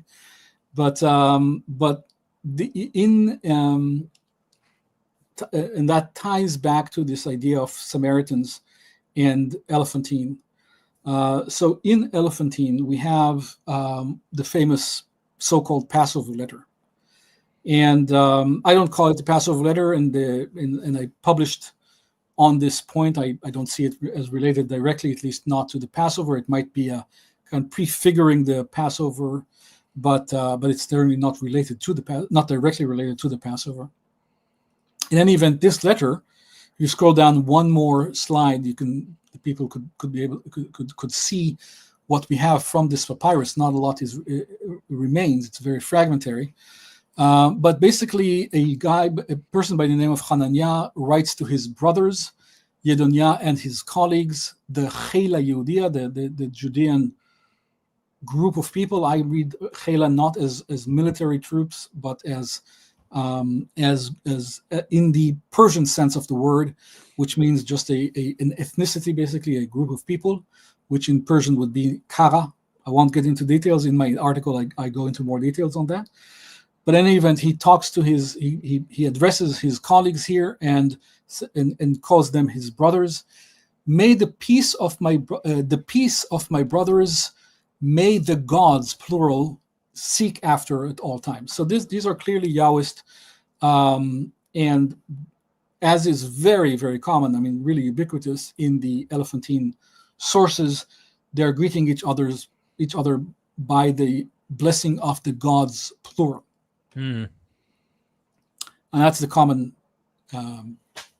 formula. And then he says, and now this year 5 of King Darius, something, or as I see it, someone has been sent from the king to our Shama. Now, so shall you appoint, again, fragmentary, and from day 15th on to the 21st of Nisan, you need to do something, and you need to keep yourself pure and beware. You need to do some kind of work. You need to drink something, and something of leaven. And again, the 21st of Nisan, you need to be in your chambers, or do something in your chambers, or enter your chambers between certain period, and that's really all we have from this very fragmentary papyrus. And they forced that into being the Pesach, huh? They forced this into being the Passover, and I understand why. I mean, the date range of the 15th to the 21st of Nisan, kind of, for anyone being raised in a Jewish or Christian household, it's also almost automatic to kind of connect this date range to unleavened bread. Yeah, exactly. Which is something they do in Persian religion too, though. They have the exactly. So that's too. in my article. I go to a lot of detail into why this is not necessarily Passover, and actually it makes sense for this to be more influenced by Iranian cultic practices than the Passover.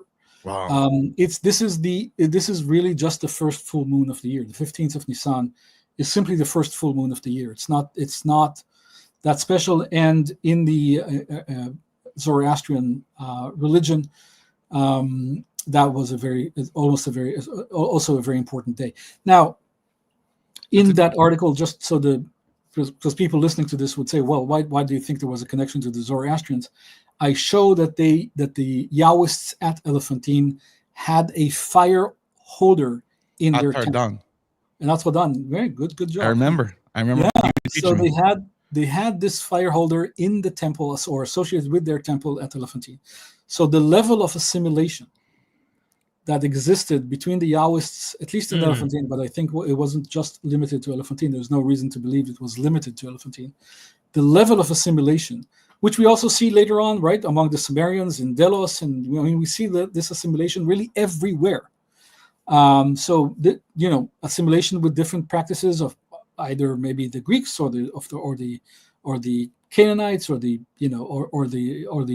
Persians, but the assimilation that they had in the temple at Elephantine was with a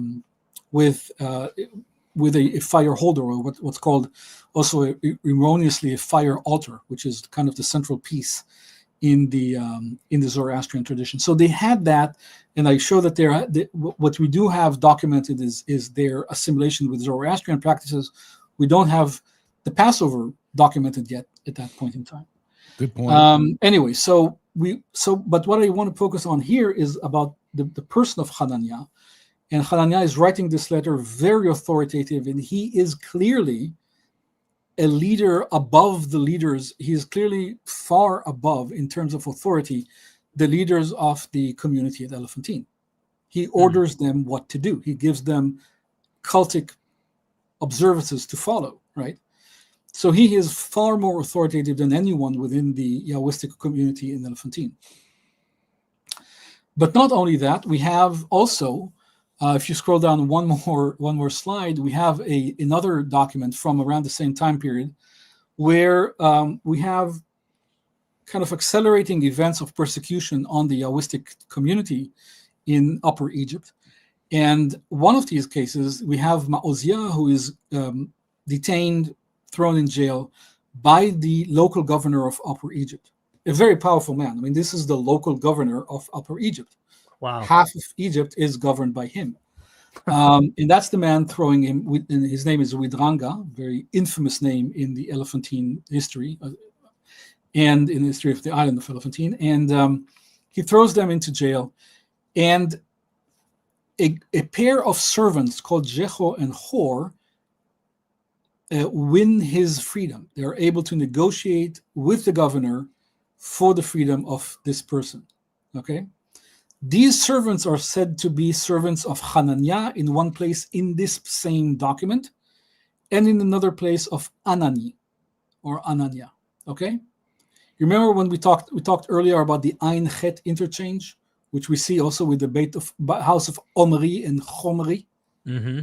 Right? Ein Chet interchange. We see it again here. The Chet, Ein Chet interchange between Ḥananiah and Ananiah in the same document, having the same servants. Now, what we need to point out here is that this person, Ananiah or Ḥananiah, this person negotiates with the local governor through his servants. He doesn't deign to go himself to negotiate with the governor. He sends his servants to do this, and they do it successfully. So Ḥananiah / Anani here is much more authoritative than the governor.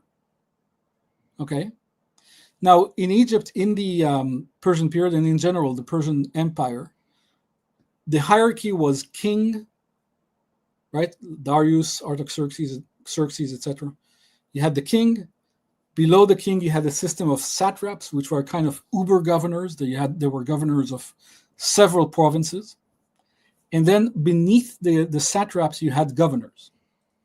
Okay, so for example, Nehemiah, assuming he is a historical figure, would be a governor of Judea. Didn't Israel have a different name that's not Israel or Judea according to the satrap system? Yeah, no, it's not mentioned at all. Okay, I mean, in that system, it's part of the Eber Nahari.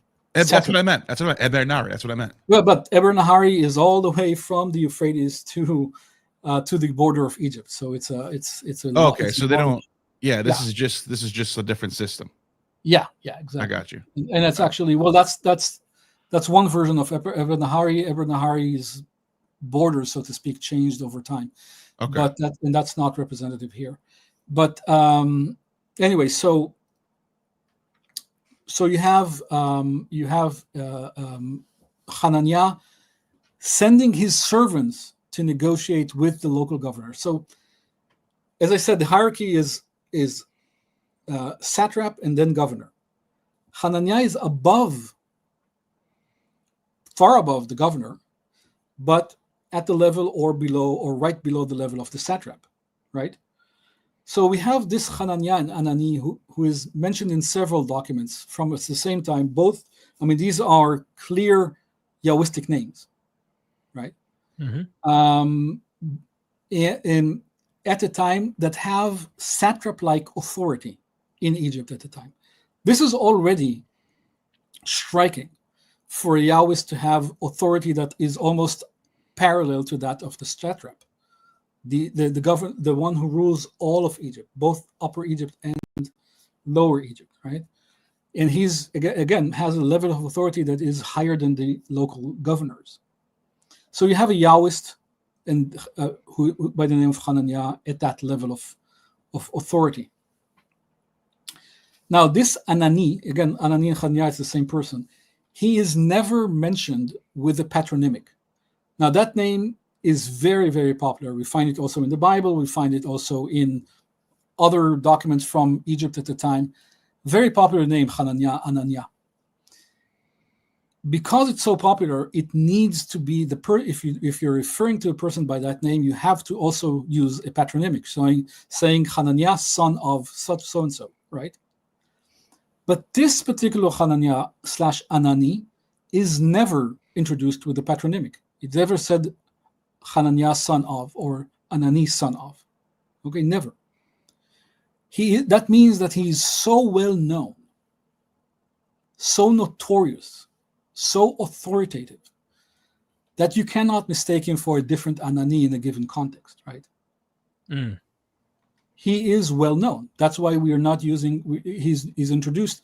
Now he's introduced even in the letters.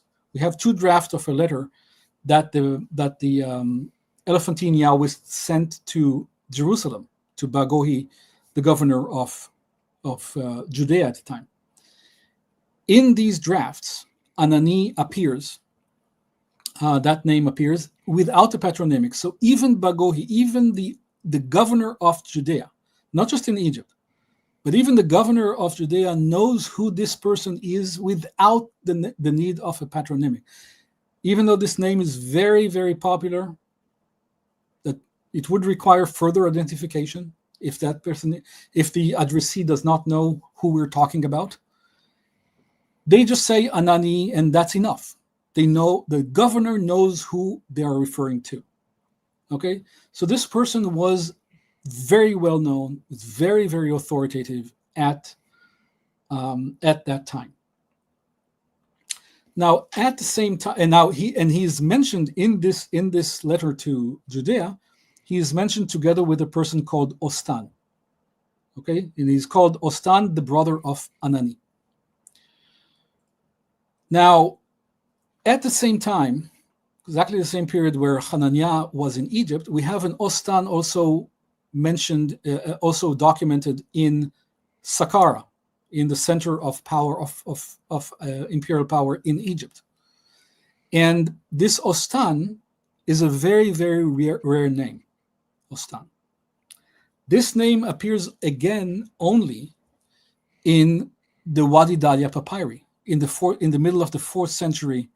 If you want to pull up the Wadi Dalia Papyri, middle of the 4th century now, BCE. And also, this name Ostan, or a variant of Ostan, and I'll explain, appears again in the Wadi Dalia Papyri at the same time that the governor of Samaria is called Ḥananiah.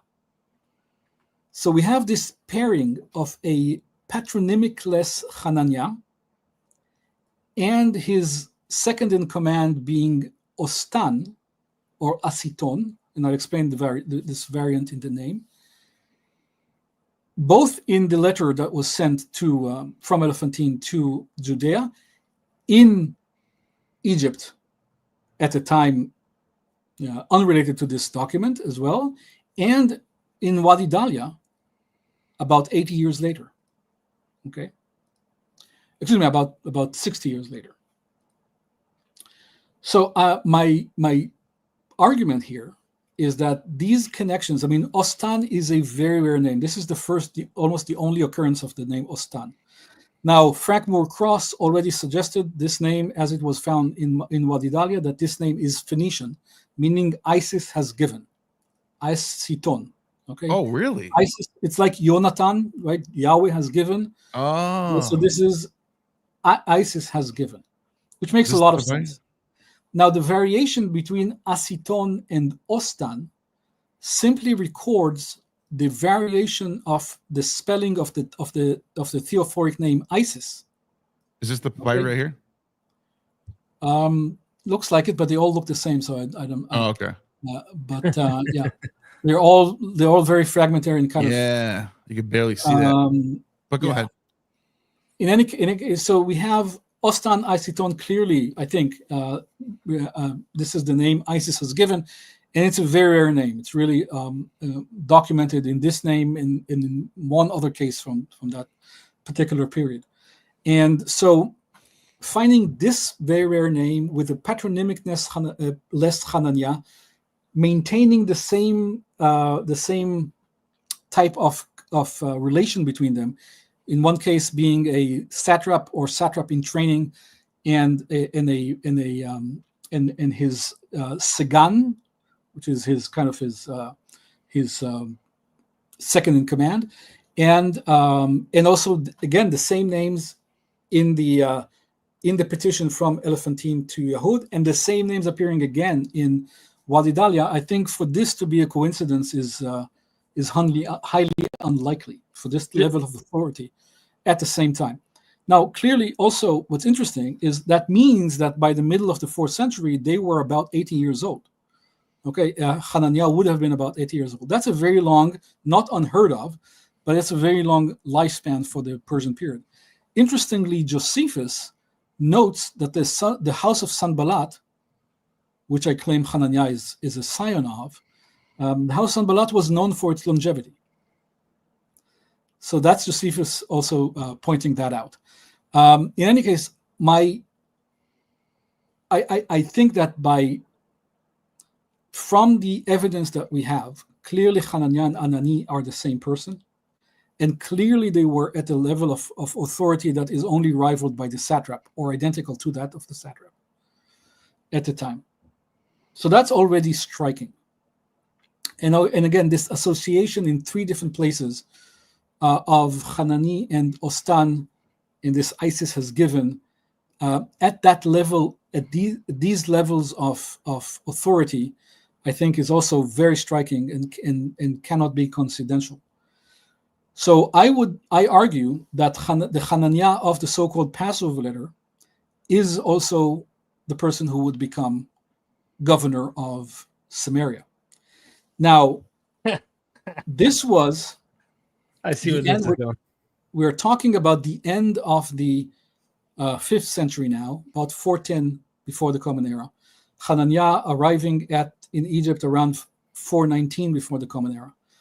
Now, the satrap in Egypt at the time was around 410 BCE, was already satrap, held that role for 45 years, Al-Shama. So he has already been satrap for 45 years, clearly needed to be replaced. It was a rule, and history bears it out, that every time there was a change in administration, so a new satrap, every single time there was a change in administration, either in the satrap or even a governor, the Egyptians rebelled to test the new power coming in. So they would use this switch, this change, to rebel against the Achaemenid Empire, and they succeeded. That time they succeeded when Al-Sham left Egypt. They rebelled, and they succeeded. It was during this rebellion, this rebellion of the Egyptians against the Persians, that the Yahwistic temple in Elephantine was destroyed. It was just simply part of the rebellion. People have suggested that it might have had something to do with the Passover or whatever. No, it was simply part of the rebellion. But because they knew that Arsham was already very old, he may die. He was already over 70 years old. They had to bring in someone to be satrap in training to replace Arsham. Now, again, Ḥananiah is the only person in all of our documentary record to be above a governor, but at the level of a satrap or a little bit below a satrap at the time. So he's really the only candidate we have. There might be, maybe there's someone that we don't have recorded, but I don't think so, because the Yahwists in Elephantine write to Yehud, write to Bagohi, and they mention Anani, they mention Arsham, but they don't mention a different satrap. They would have had to mention a different satrap, because they're saying that we have appealed to the authorities and we haven't received an answer, etc., etc. So they would have explained why they appealed to the satrap. They do mention Anani, and I believe that they. This is I'm getting a little bit too technical here, but this is a draft that was sent after a different draft that we don't have, that they say that they already sent, which might have already explained how they contacted Anani and he didn't respond. What I believe happened here is this: Ḥananiah was a Samarian. Again, we see that in Wadi Dalia by this association with Ostan. Ḥananiah was Samarian, was a son or a grandson of Sanballat, an aristocrat. Okay, as I said, the difference between Samaria and Judea was in Samaria, all of the post of being a governor was aristocratic. It went from father to son, and as aristocrats, they also enjoyed the benefits of being aristocrats with land grants, etc., etc. Mount Gerizim might have been one of these land grants, and as parts of Nablus as well. Now, we know from sources, not many sources, but some sources that we have from the Achaemenid period, that the Achaemenids regarded aristocrats from across the empire as special. Not only did they give them land grants, but sons of aristocratic families would go to be educated in the palace. So they would go to Susa to be educated, and would grow up in the palace. That means that he would have grown up with Darius II. Wow, that's pretty fascinating. And I believe that what we have in the so-called Passover Letter, when he says Darius has sent something, he basically says Darius sent me. Okay, Ḥananiah basically says Darius has sent me, and again the rest is fragmentary. Now we have this aristocrat sent from Susa to basically take over from these aging satrap Arshama, and a very long period of training is necessary for such a complex satrapy as Egypt was, and to get this person, into the army already being familiar with him, etc., in order to help with the rebellion that was sure to come when Arsham leaves, and did come. That rebellion did come and eventually was successful in driving out the Persian Empire from Egypt. So that was the final rebellion.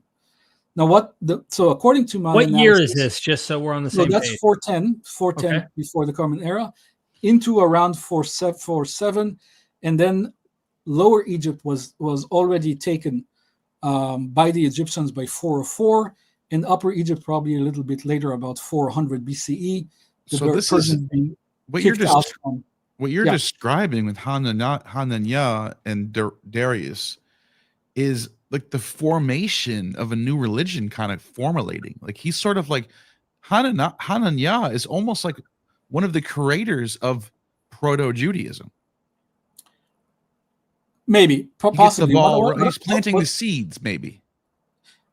Maybe. I mean, he is clearly a religious figure. I mean, a cultic figure, because he writes this letter that gives them this observance to the so-called Passover Letter, this observance to follow. But what's really striking here is this: you have basically a Yahwist, a Samarian, becoming the ruler of Egypt. Joseph. Exactly. So Joseph in the Bible, and the ISIS thing you brought up. The ISIS is my whatever the name, the theophoric name you were describing. ISIS has given, yeah. Yeah. I mean, it's literally the template, in my opinion. Well, I mean, that's a different person. That's not Ḥananiah, that's Ostan, and Yosef just means okay. But what is I think the historical kernel of the Joseph story might be this absolutely striking case of a Yahwist becoming the ruler of Egypt, even for a short period of time, and even though he failed and he was demoted from the position of satrap to being the governor of Samaria, where we find him in the 4th century. Huh. Now, we got a lot of pushback from some of the reviewers of this article that is coming out now that say, well, how could a non-Persian become satrap, right? How would a non-Iranian become there's no satrap? Examples of other satraps Of course that aren't? We have at exactly the same time, we have Belshunu. So what the hell are they talking about then? Yeah, exactly. That's what I wrote back. Yeah, I mean, we have examples exactly at the same time. What is up with these scholars, man? I know. Oh, but man. Okay, go ahead. We have a good example exactly at the same time of Belshunu from Babylon, so from the satrapy of Babylonia, becoming satrap of Eber Nahari, which we mentioned earlier, which was not Babylonia, so a neighboring satrapy, and he is Babylonian. He's not Iranian. Okay.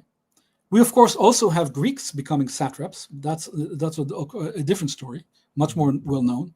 But Belshunu, exactly, yeah.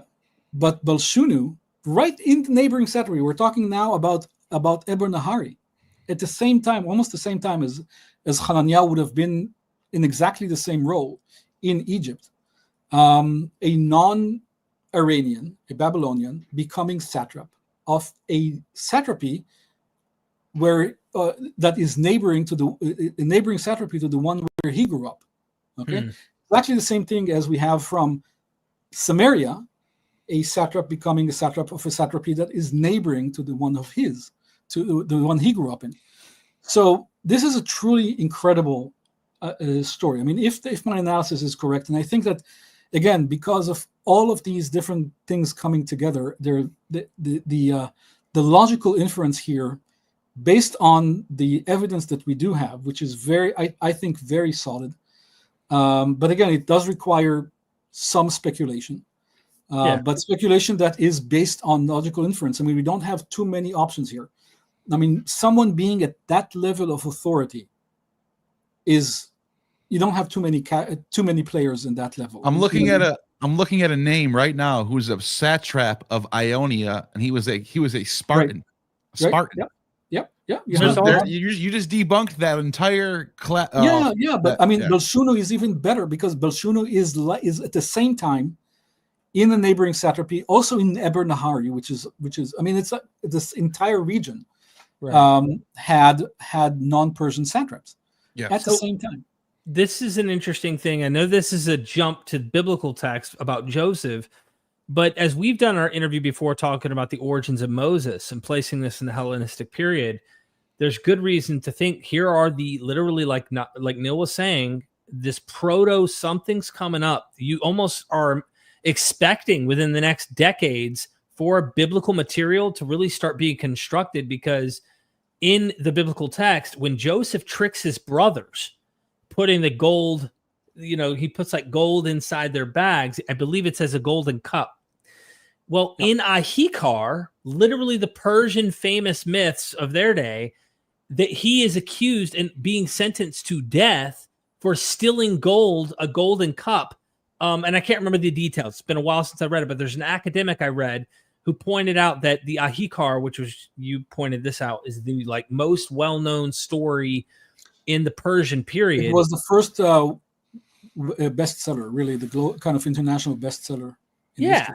So the fact that Genesis is echoing this, and also this echo, by the way, goes all the way down to the golden ass. I mean, there is a trope that just continues all the way. I'm looking at that going, man, Genesis comes sometime after the 410s. This period you're describing, likely into the 300s, or at least this material in Genesis seems to have come after that, inspired by this. I think having a Yahwist be the ruler of Egypt, and a Samarian. Now Joseph is Samarian, of course, as well, right? Right. From the area of Shechem and Dothan, that area. So you have a Samarian, son of Jacob, who was a leader a local leader in according, at least the way the Bible portrays him. So you have Joseph as a Samarian becoming the ruler of Egypt, right? Right. And so I think that but certainly for the Yahwists, knowing that a Yahwist now is ruler of Egypt is a big deal, and that's something that would, pass from generation to generation, saying, well, that we had a Yahwist at some point in time, we had a Yahwist as ruler of Egypt, and the Joseph story could have developed, based on this kernel of truth. 100 years later, 150 years later, who knows? But it could have developed from this, at some point later on. But I believe it makes sense for this to be a candidate for the historical kernel behind the Joseph story. Absolutely. In any event, even without this, just the career of Ḥananiah is absolutely striking. I mean, again, a person born in Samaria, educated in Susa, probably again as an aristocrat, and then becoming satrap for a short period of time, because again he could not quell this rebellion. I mean, this rebellion was successful. They drove out the Persians, at least for a while, for a number of decades. The Persians did reconquer Egypt later on, for a very short period of time until Alexander. But this person became satrap, and immediately had to deal with the rebellion. It was unsuccessful. We know that Arsham probably returned to Egypt in around 407, again probably to help with the rebellion. Both of them failed. The rebellion was just too strong at that point in time, and so that changed. But just the career of this person being born there, being educated in Susa, becoming satrap, having to deal with this, and then being demoted back to becoming a governor of Samaria in the 4th century. Just a tremendous story of a Yahwist becoming the governor of Egypt. Wow. I was trying to find the name of that scholar. I would love to get it to you. I'll probably have to get it after, so that you can check out what I'm talking about with the Ahikar stuff in Joseph. Yep. It really just adds more value to everything you're saying. It complements it at the very least. Ahikar had a tremendous. Ahikar also impacted a lot of Egyptian works as well. They have the Ahikar translation in the James Charlesworth pseudepigrapha. Nice. Yeah, I highly recommend viewers become familiar with Ahikar. Ahikar has kind of two sections. A lot of it is just wisdom sayings, and also a story. Ahikar was found in Elephantine. We did find that they did have a manuscript at Elephantine of Ahikar. They didn't have the Bible. Right? Isn't that fascinating? They had. I think Charlesworth did the right thing for classifying it as pseudepigrapha, even though it's not really Judaism, but I think it still is part of the tradition. It's like a proto-Judean text that Ahikar is not really Judean. I don't see it as necessarily.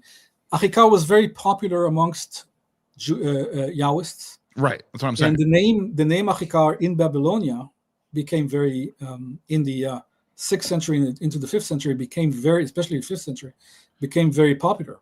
So do you think would you, if you were James Charlesworth and you're putting together all the pseudepigrapha texts, would you put that in there as well, or no? Yeah, because it's related. It is related. It's not necessarily, but it is related because it had an impact on the. So I don't have a problem with that. But but what's really interesting is that the name Ahikar, at least it seems, it's not absolutely conclusive, but it seems to have been very popular amongst Yahwists in Babylonia. So they would name their children after a literary hero, Ahikar. But nowhere, as you know very well, are children named after a biblical hero. Like Moses or Abraham. Like Moses, for example, until well into the Hellenistic period. And even then, it's very rare, but nowhere. And that's why it's so fascinating that Ahikar shows up in Elephantine, because it suggests that they are knowledgeable of previous literature. Of course. And so if there was a Bible, you would expect to find it. I know we talk about this all the time, and we're repeating ourselves, but the fact that Ahikar is there is like, okay, they're not totally blocked off from the previous people's literature. They can find absolutely it. They were not opposed to literature. Absolutely. I mean, they had also the Bisutun inscription, right? That's also literature. And they had that in Elephantine as well. And they had the Bapuesh legend as well. So they had at least 3 literary texts that we have found at Elephantine. And of course, there's a lot that we don't have that has not survived at Elephantine. But there's not even the slightest hint of any knowledge of the Bible. We talked about this extensively at Elephantine or anywhere before the Hellenistic period. Just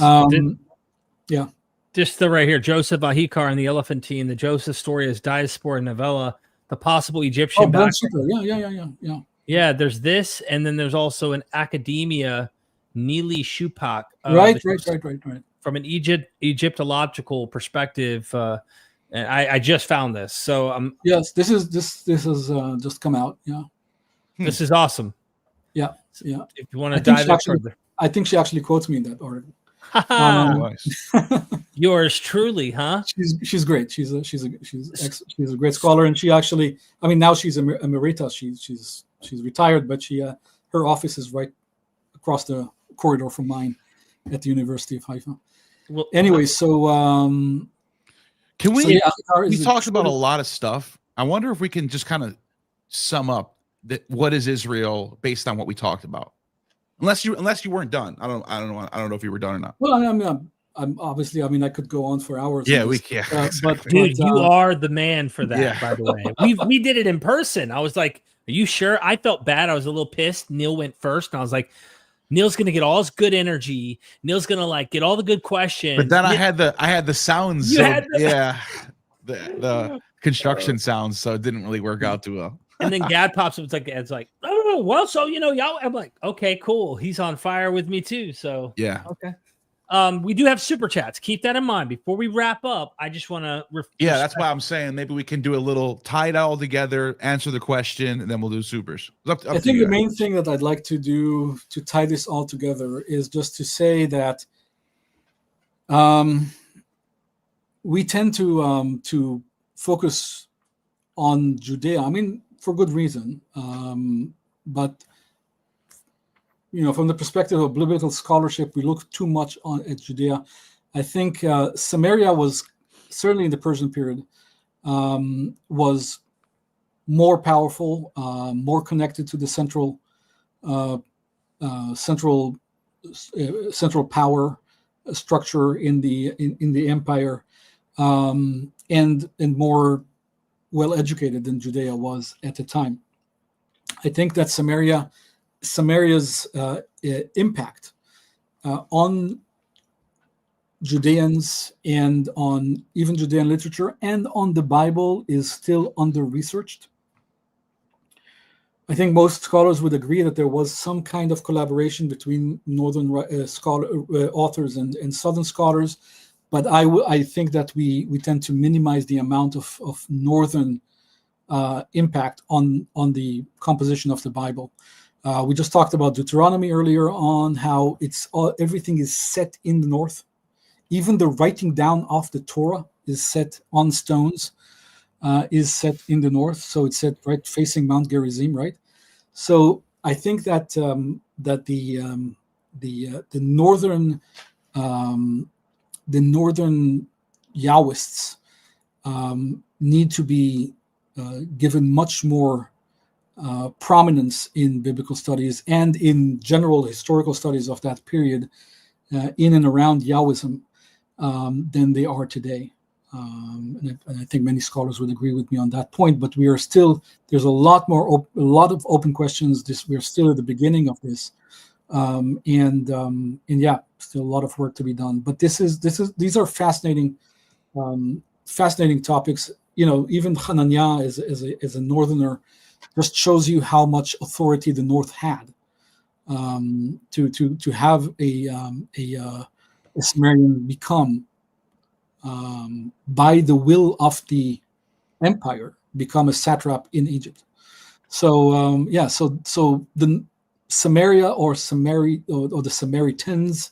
Usually, we use the word Samaritans only after the schism between the Judeans and the Samarians. Before that, we used the term Samarian, not Samaritan, with a T. So the Samarians need to be, I think, taken much more seriously. So if I'm understanding you correctly, we have the first mention of Israel going back to the Merneptah Stele, 13th century BCE, right around there. And then it's kind of like we don't really know what there's not a lot of primary sources that talk about Israel until way later, but we can see in the archaeology there seems to be two major areas: Samaritans in the north, the Judeans in the south, but it's kind of a gray area, as in them being separated. They're kind of together by culture and language, and they're kind of all Judeans, but they're just different. They have different kingdoms going on in two different temples. Would that be safe to say? As always in history, things are more complicated. So I guess you guys are both familiar with Kuntilet Arjud. Yes, Kuntilet Arjud. Yeah. And which is certainly has relationship with Samaria, but it is in Sinai. So it's to the south and to the west of Judea. Mm-hmm. But it is connected to the north, right? It's connected to the northern to Samaria itself. And so we have things that are a little bit more complicated because of this. But look at Yahweh with his big member there. Yeah. The bull and his Asherah. Yeah, absolutely. Big D Yahweh. Calling like a horse. Anyway, what does it say on here? Yeah, and do you remember what it says? The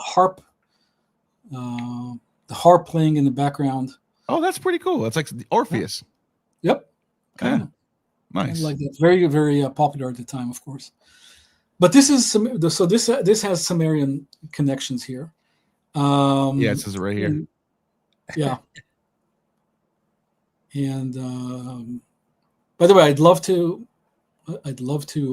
study this epigraphically, but no one knows exactly where these fragments are today. They're somewhere in Egypt. What? Anyway, so wait, so how do we know what it looks like? Someone took a picture, someone drew it. Yeah. Someone took pictures. We had drawings, and but then after the peace accords with Egypt, Israel returned it to Egypt. So they're somewhere in Egypt, but no one knows exactly where. Wow. Anyway, so things are always more complicated. There are always exceptions to every rule. I mean, things are always. That's what I love about the field that I'm in. It's always there's always a wrinkle somewhere. Look, your name's on it. Yep. Oh yeah. Says Gad. That's right. Oh, that's my last question to you. The tribes. So you see these maps of these 12 tribes of Israel. Yeah. Tribes Israel map. Let me just pull it up right now. Locations. Yeah, and so it seems like I think it's from Judges where there's an allotment made. Right? Is it the Judges? I think it happens. Or yeah. In Joshua. Yeah. Is there any historical? And of course in the Pentateuch, of course, right? Yeah. Is there any historical precedent for this ever happening in history? Of what? Of in the time of Judges, which would be like 900 BC or something like that, or before that? No, it's before that. If the biblical chronology 900, right? Then we're talking about around about 11,000. Yeah. So is this really what we're looking at? From reading Israel Finkelstein, I think the answer is no. But what do you think? Yeah, I agree. I agree with Israel Finkelstein on this. Yeah. And also, we talked about the Greek sources, if you remember, and the Greek sources have Moses dividing the people into 12 tribes, right? And so not Moses dividing them into 12 tribes, not sons of Jacob, right? But Moses doing this. So there was clearly in the late 4th into the 3rd century, before the Common Era, there was already a tradition about 12 tribes of Israel. But again, 12 is a very typological number, there is no. The tribes are simply not recorded. Gad is recorded in the Mesha stele as well. In Mesha, he says that he has destroyed Gad. He's destroyed that. That's what I'm saying, because I just saw. What's interesting, by the way, what's very interesting, and I mentioned it in my talk yesterday, that people group Gad is called Esh Gad, or the man of Gad, meaning it's a people group. It's not a geographic location. Mm-hmm. But there is no Ish Israel in extra biblical sources.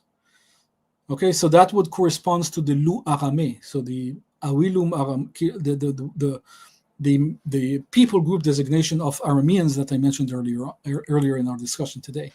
So Gad is mentioned as a people group in the Mesha stele, but Israel is not. But then you have also in the Kundalat Ajrad, mentions Gad. So is there some, the same time. Is there some sort of area that's labeled as the area of Gad? Gad is probably somewhere to the east of the Jordan River. There was a tribe or group of people known as Gad, but we don't have. I mean, the others we don't really have. And so I think there's a book out recently about the 12 tribes that really kind of argues that this was. I think it's actually called The Myth of the 12 Tribes or something like that. It's a serious book and really goes into detail into all of this, but simply there is no record of these tribes. I mean, Gad. I mean, Judah, of course, appears as a location, but we don't have Ephraim, we don't have Naphtali, we don't have Menashe, we don't have as tribes.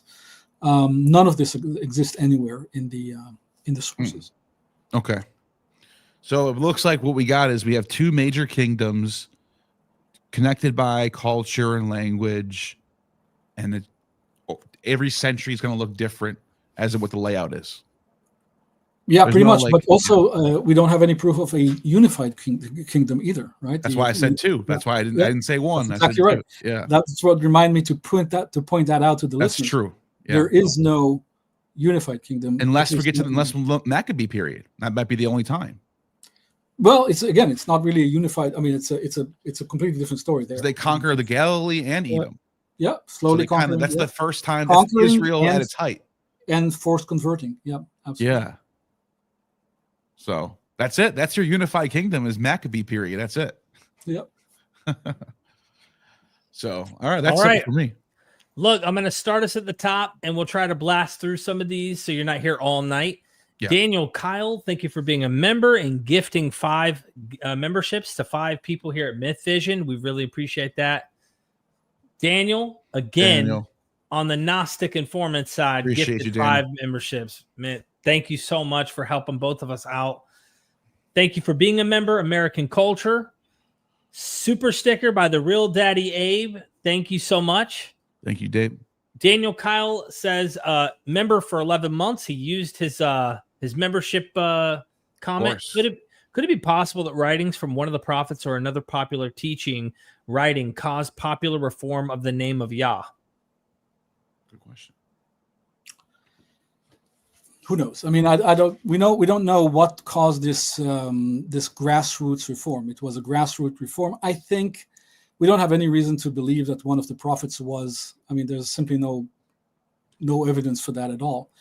But at the same time, we really don't know what caused it. What we do know is that period of the end of the 7th century and into the 6th century was extremely unstable.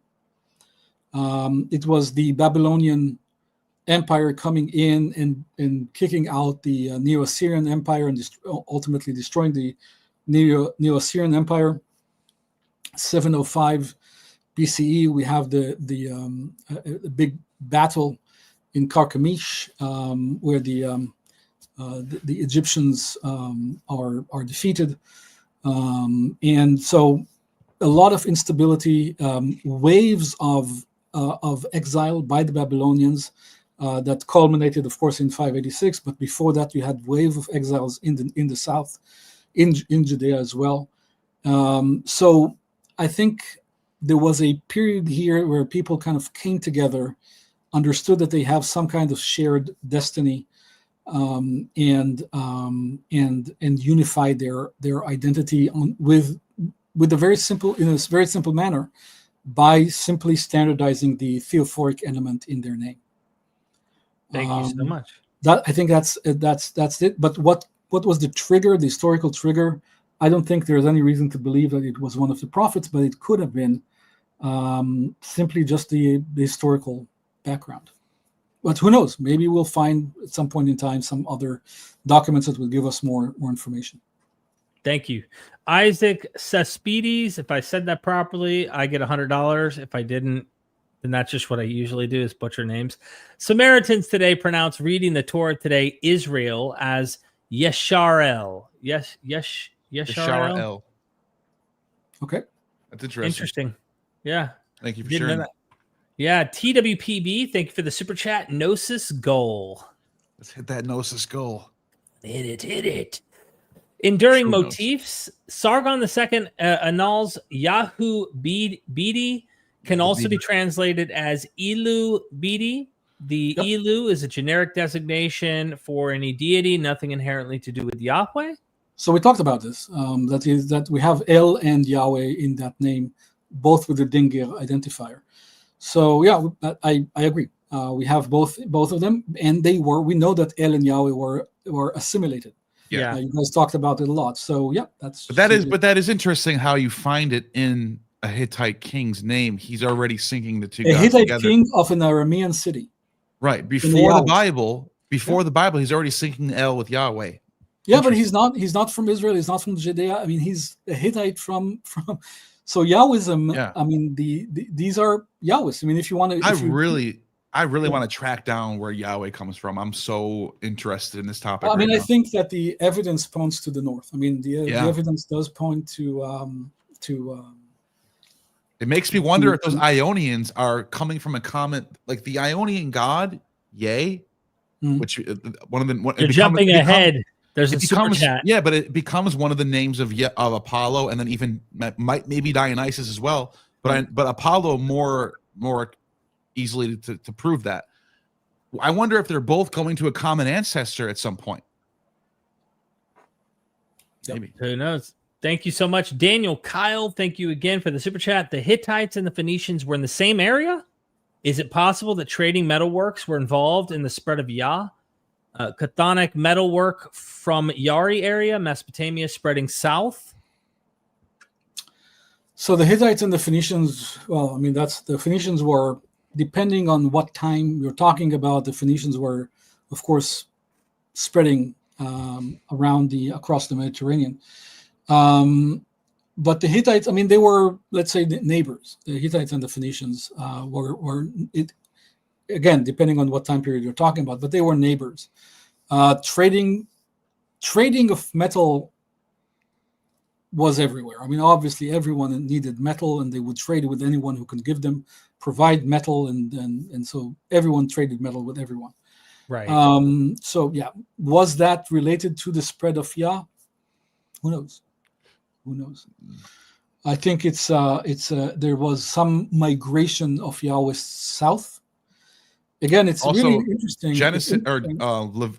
Exodus pushes Moses finding Yahweh in the Midianite territory.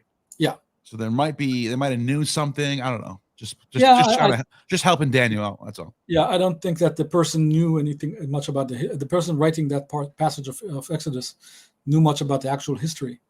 But behind this was, for theological reasons or whatever. Yeah.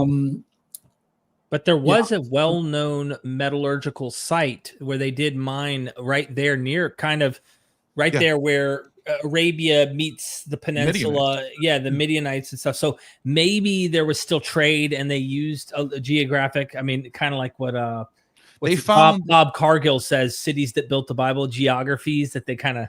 Yeah, the 5 Midianite cities were dug up, and the archaeology shows they had Aegean pottery. Yes. Yeah, not surprising. Yeah. During the Bronze Age, which is kind of like, huh? Yeah. Cool stuff too. Yeah, Aegean pottery was found across the entire, it was very big deal. Yeah. Thank you so much, Daniel. You the man. S7, thank you for the super chat. Connection between Yah in Egypt versus Yahweh of India. Is that how you say that? Yahweh? Yeah. in India. I don't know. I never heard of Yahweh of India. I haven't heard of Yahweh in India, but Me neither. there might And be then something. that would be something to call our buddy. I'm gonna Yeah. have to look into that. That's interesting. Any connection to Kubera? Godfrey Higgins, Jehovah is related to Yakub. How are all related? Okay, it's a lot. Okay, so I mean, the Yah in Egypt is really Yah. It's not Yah, and it means it's the moon god. The moon. So the Egyptian Yah is Yah, and that's not related to Yahweh. And I don't. It's different spelling for the hieroglyphics. Remember, you and I talked about this. Yeah. So the Shashu Yahweh has a different spelling than the Yah. That's the moon. One, it's like Yah. No. So he's not talking about this the Shashu of Yahweh. Right. What he's talking about is the deity Yah in Egypt, which is the moon god. The moon god. But that's what I'm saying. What I'm saying is the Yah the moon Yahweh god of Shashu is written with a hey, not with a chai. That's what I said. I said the Yah, the moon god Yah, has a different spelling than the Shashu Yahweh. Correct. That's what I'm saying. Yeah, that's good. That's good. Now the Yahweh, the Shashu of Yahweh. Yeah. Of course, it's inconclusive, but if you just read that the inscription, the hieroglyphics in context, there's a list there of Shashu of different deities, including Anat and including Baal. So the Shashu of Yahweh, that can mean that this is a deity Yahweh. It's not conclusive. I can't guarantee that it actually does. And this would be earlier than Ben Neptah. So and this would record a people group who is identified with Yahweh if this is the case. But that's the Shashu of Yahweh of Yah. If this reading is to be trusted, Yah in Egypt is a different deity, the moon god. Yahweh of India, not familiar with that, so that would be interesting to learn more. Joah related to Yakub. I don't see that, but yeah. Thank you, S7. Daniel Kyle again. Dr. Gad, do you think that the Deuteronomist reform could have happened in Hellenistic times? Do you think that Josiah had an aniconist reform rather than finding the law? Or do you think he found Deuteronomy? I question the whole Josiah thing, but anyway. As do I, as you know. I don't think that there was a reform in the time of Josiah. Not a Deuteronomistic reform, and it could have been. Again, that reform as such is not historical. Okay, it's an attempt to make this book, or to make an authoritative book seem ancient. Okay. And so in this literary trope, as it is in the case of Josiah, a literary trope of, we found this old book and now it's going to change everything, right? Mm-hmm. And we're going to open it up and we're going to read it and we're going to get enlightened by it and it's going to now change everything. That's a very, very popular literary trope across the ancient Near East. And even the scroll from Qumran that I restored has exactly the same trope in it. So it was a very popular literary trope. It does not mean that this is historical. Now, this entire polemical position of, where should cultic practice be centralized, if at all centralized, that seems to me to be very, very late. There was no need to be. We know, of course, that Elephantine had a temple. They had no problem. They wrote about their own temple to Jerusalem, not needing to even justify why they have another temple, right? Yeah. There were Yahwistic temples clearly in other places as well. So there was no actual cult centralization well into the Persian period. But remember, even in Heliopolis, we had the Onias as a priest from Jerusalem building a temple in Heliopolis in Egypt, right? So that's early 2nd century before the Common Era. So we have other temples being other Yahwistic temples being built without any acknowledgement of a cult centralization. Some scholars say, well, maybe it's cult Josean cult centralization was only effective for a while during the time of Josiah. There are different theories around this. I just think that there was no actual cult centralization. That's probably the Occam's razor approach. Thank you. Daniel Kyle, again, thank you for the super chat. Do you think that Yahweh and Yah are the same deity as Dionysus, and that they switched to Kyrios as a way to distance themselves from the name, even going as far as saying Hashem instead of using Yah? Again, very loaded questions. Thanks for these questions. Look,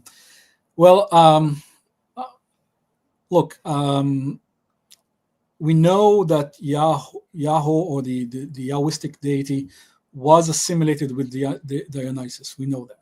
Yeah. There are many records for that. And so were they the same deity? Well, in antiquity, that's the way people saw their deities, as the same deity by different names. And again, as I said, even in the letter of the letter of Aristeas, and even in the New Testament, they say, well, this deity that you call this, I call, you call it this deity X, I call it Y. And so assimilation was absolutely... The Greeks said that Dionysus was born, in some sources, in that part of the world. I know. Homer, that's right. Homer puts Mount Nisa in between the Nile and Phoenicia. Right. That's Israel. And then you have another source that puts his birth in Beth Shean, Scythopolis. Yeah. So there's something going on with Yahweh coming from, or Dionysus and Yahweh coming from that part. Right. If I may, Gad, have you checked out Nisam Amzalog's work on this? Because he actually does an interesting, he wrote an interesting article actually trying to point out biblically the parallels with Dionysus and how odd they are. That he starts with metallurgy, as I mentioned earlier, to kind of show that there was travel and trade, and that the art of metallurgy, I think Mircea Eliade kind of talks about this a little bit as well. You're like a mage, or a very powerful, almost godlike human when you can do that. And the fact that you have narratives of Moses and Aaron, melting metal to craft a golden calf, and the golden or the bronze serpents and stuff has like metallurgical tendencies, and that Hephaestus is literally Dionysus's brother. There's so much stuff. They both get depicted as riding donkeys. Yeah, it's very common for them. But I wanted to throw a wrench in here real quick, and because there's another god, or Apollo, who is very close to Dionysus, especially in the Thracian cults. Dionysus and Yahweh are like two coins of the same face. Anyways, and then in Delphi, the Apollo is on top, and then he leaves for a part of the year, and Dionysus comes from the bottom. Anyways, it's all over. This is we should. But I wanted to point something out with the name. For me now, this would be the expected. Yeah. I am not. It's not only not surprising. This was the rule. Assimilation across the board.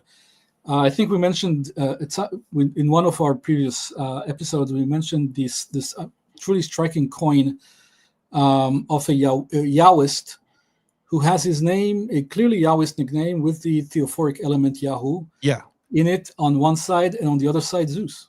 Yeah, but look at this. Yeah. Do you know what this is right here? Gad, you know what this is. Yeah. It's a digamma. Yeah. That's Yahweh. That's right.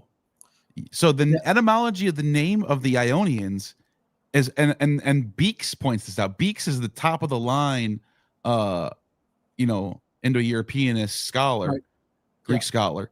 He points out that the name of Yahweh, or the Ionians, Yahwones, it means devotees of Apollo. It's a theophoric name. Yeah. So there's this old name of Apollo called Yeyos. Now, the reason why I think this is interesting for this conversation is because when you look at going to your work with the Hittites, let me just pull this up real quick. Look at this map of the Hittite Empire. They stretch all the way to the Ionians. Yeah. Ionians would be right here. Miletos is an Ionian city. Yeah. So I'm wondering if the Ionians are adopting Yahweh from the Hittites in the same way that the Judeans are borrowing Yahweh from the Hittites. That to me makes a lot of sense. But look at the legend there of this image that you're showing. Right here? Look at the periods. I mean, look at the time periods there. Expansion, right. It says this color right here, they got it in the 13th. But we're talking 13th century BCE, right? So that's a lot before the time that we're talking about. Well, that's what I'm saying. Maybe that point in time, that's when they start bringing over this Yah character to this part of the world. Who knows? Know? Who knows? That's you never know, right? Yeah, I mean, to me, that's a little bit too speculative. And then you have Ea, the god Ea. Yeah. And I'm just saying, maybe that's the origins of all of these gods. Yeah, but you know what? There's been some scholarship on the name Ea and Yahweh being related. I got a critical thing that predates this, though, that carries the Yah in it. And Giovanni Garbini in his book points out we got to look east, not northwest. And he says something about not the Arameans, but we have these tablets from like 2000 BCE. They're like 2nd and 3rd millennium tablets that have Yah in them. And so like talk about the god Ea, right? No. I don't think so. I don't think there's any Yahweh mentioned before. It's not Yahweh. No, it's not Yahweh. It's just this. Okay. Yeah, it's there though. The what you're looking at in the sound. The sound is already there. And Giovanni Garbini not only argues with Gad, saying he thinks it's northern, meaning it's already Canaanite. There's already a pantheon that seems to have him there, but that there's also 2000 to 2500 BCE tablets that carry that name, that sound, the phonetic sound that you're also pointing over here. So rather than going to the Ionians in the 13th century, you can go a whole another 1,000 years earlier and go east and find it. So and look at this right here. Some scholars identified Yah with Ea in the Canaanite religion. Right. And I looked, and I know this is Wikipedia, so it's like, who cares? But I've actually found some of these articles out there from some scholars who made this argument, and I don't know how strong it is. Well, I mean, let me throw a wrench here. This is all to me personally, to my taste, it's a little too speculative, and I don't personally. Yeah, I know. I go up to Yahweh. I figured you were going too deep. Yeah. But let me throw a wrench into this as well. As we said, in the north, the theophoric element was Yo, not Yah, and not Yahoo. Only in the south it was Yahoo and Yah, and now the Elephantine Yahwists.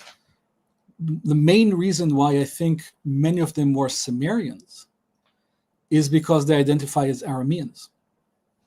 Now, it would make sense for someone in the north to identify as an Aramean rather than someone from the south, right? Because they share a border. They share a border, and they share a lot of history together. And their material culture is almost identical, okay? So in many ways, and in some places, as I show in my article, in some places, the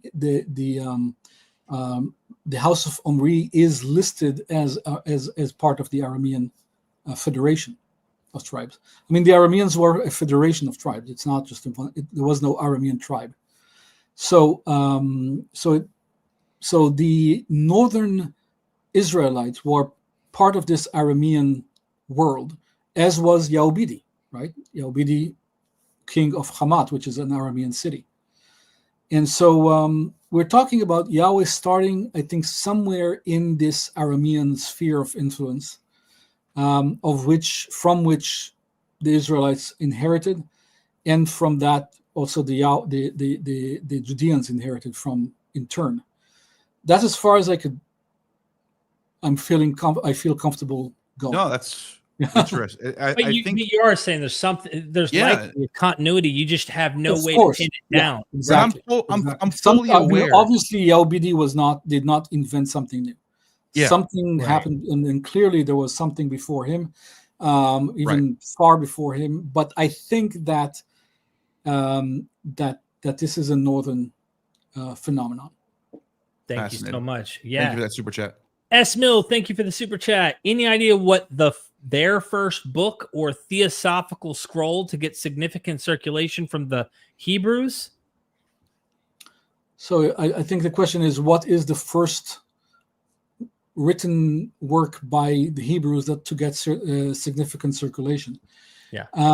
Hagar. Hagar I don't think was composed by the Jews, by the Hebrews. Oh, Hagar was very popular among them, but it's not. That's right. not. It's an Aramaic, all right? It's an Aramaic. Yeah, but Aramaic was the language of the entire area. It's Sure, not Hebrew. That's true. So the first book to get significant circulation, I don't know. Job, maybe Job. No. I don't think no. But it's. I mean, in terms of circulation, we're talking now post Alexandria, so we're talking somewhere in where, deep into the Hellenistic period. It was probably some part of the Pentateuch.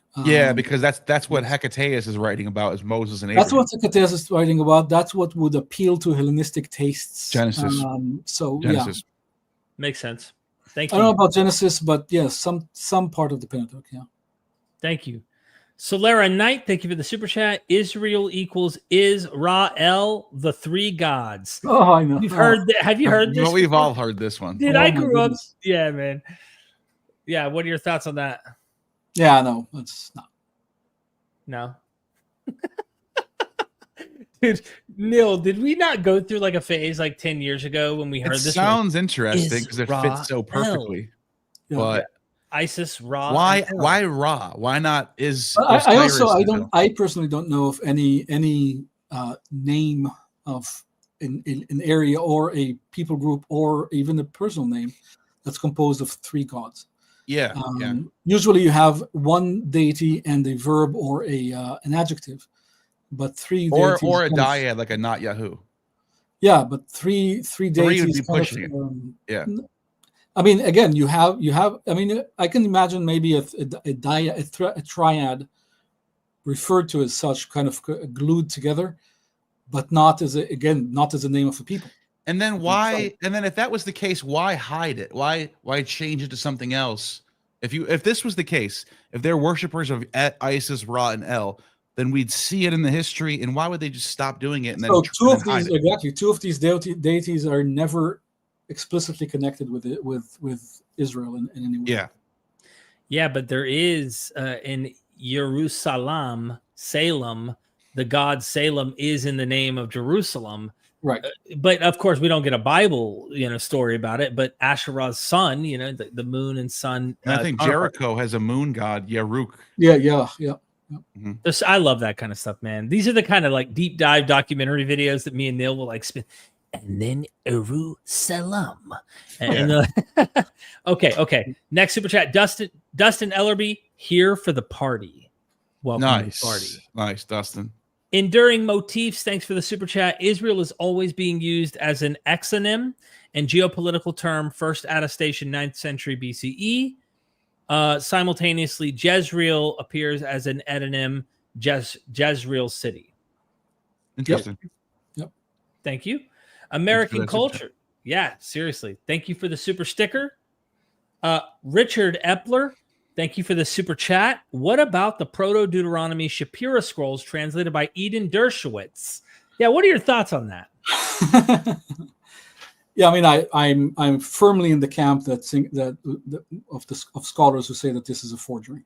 Wow! Don't let our buddy know this. What's his Yeah, Ross Nichols. Yeah, don't let Ross see this clip. They think that he's looking for those scrolls right now, but even if he found them, though, you think they're forged? Yeah, I would. I'm not going to mention names, but people in Berlin told me that the letters that are are kept in the archives from the scholars who actually met Shapira. I mean, they describe just how untrustworthy he is, and basically just how they analyzed this forgery in real time at the time. So but that's just one parameter. I mean, this has all the hallmarks at least in my view. I'm always ready to be corrected on this as in anything else that I say, but in my view, this is a forgery. Damn. Thank you, Richard. American culture. I don't know what this says at all, but thank you. Looks like Tibetan script. Tibetan script. I have no clue. Thank you for the support of Gnostic Informants channel here. Thank you. Oh, that's go back. That's what's it called? Not Sanskrit. Tibetan. Yeah. He just said. Oh, okay. Mr. I don't even know how to pronounce your name here. Based on your research, do you three believe Judaism was created as a psychological operation, or that it was formed authentically and later corrupted? Dude, the way that question even. The latter. Well, I mean, all religions. They all kind of form naturally from culture. And then people take hold of it, and then it becomes. Well, I mean, let's just take a step back. I mean, Judaism. So we have Yahwism. We talked about Yahwism quite a bit. Judaism spawned off Yahwism. Right. And Yahwism, as you know, as I've said several times, continued unabated for several centuries later, until about into Gnosticism. Yeah. Not. I mean, Gnosticism was Christianity. Yeah. I mean, they're all related to Yahwism, and Yahwism as such, independently of Gnosticism and etc. and Samaritanism and all of that, continued unabated. But Judaism was certainly not created as a psyops, but Judaism was as I already talked about several times, was a product of basically the spirit of Alexandria, creating an authoritative text and an authoritative set of laws that need to be followed. You sound like Gamerkin right now, in the spirit of Alexandria. Yeah. I agree. But so it was created, again, not as a psychological operation, not with any national identity. Not even a national identity necessarily, but as an adoption of the spirit of Alexandria by Yahwists, ultimately evolving into becoming that, separating and kind of spawning off from Yahwism into becoming its own thing. But it's not really an identity, because it became later on, when the books became authoritative, then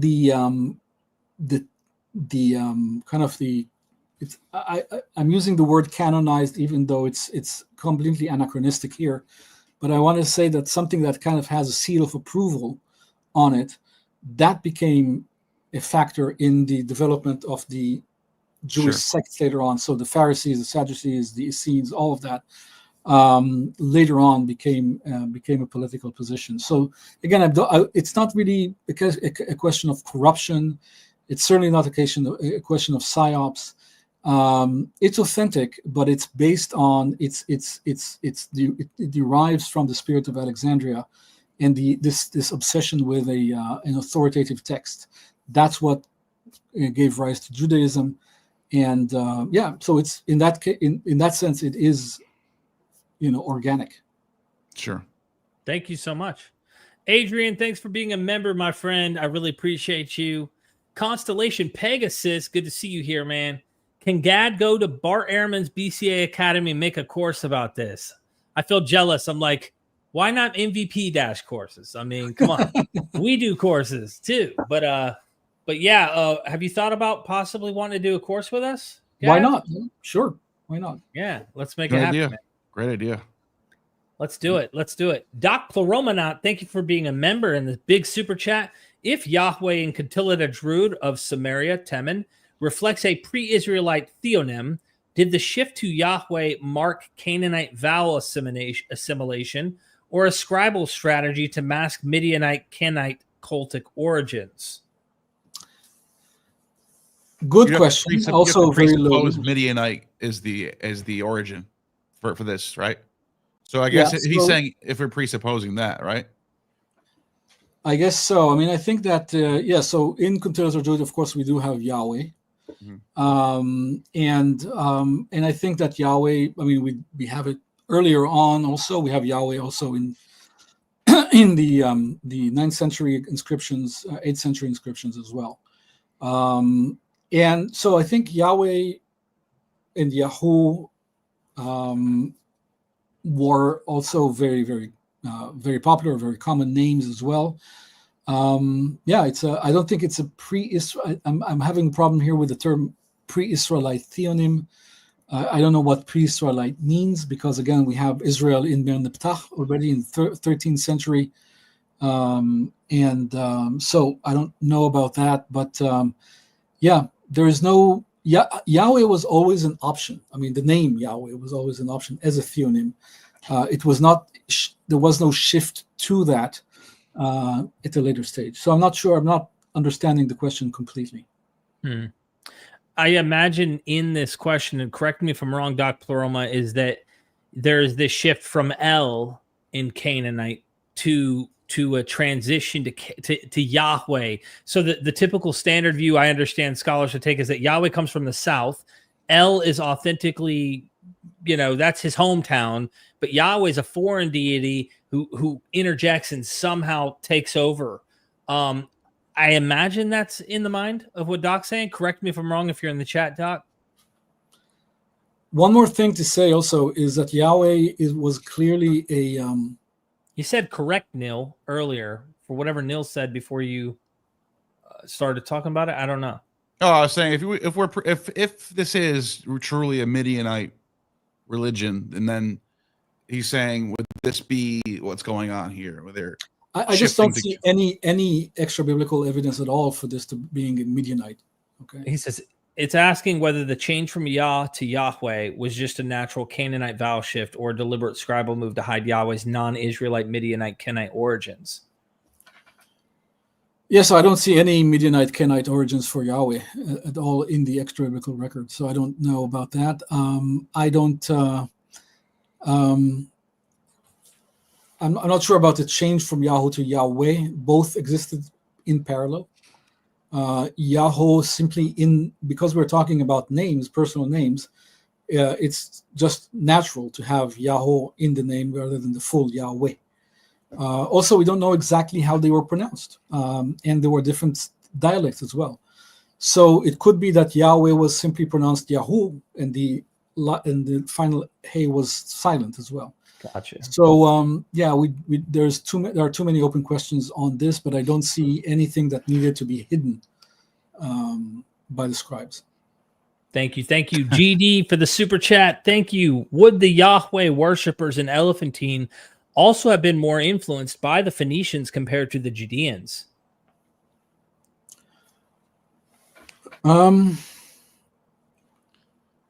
Probably. Yeah. I mean, I don't. Do we find Punic gods in Elephantine? I don't know if we find like Baal Shemain or any of those figures or Melkart.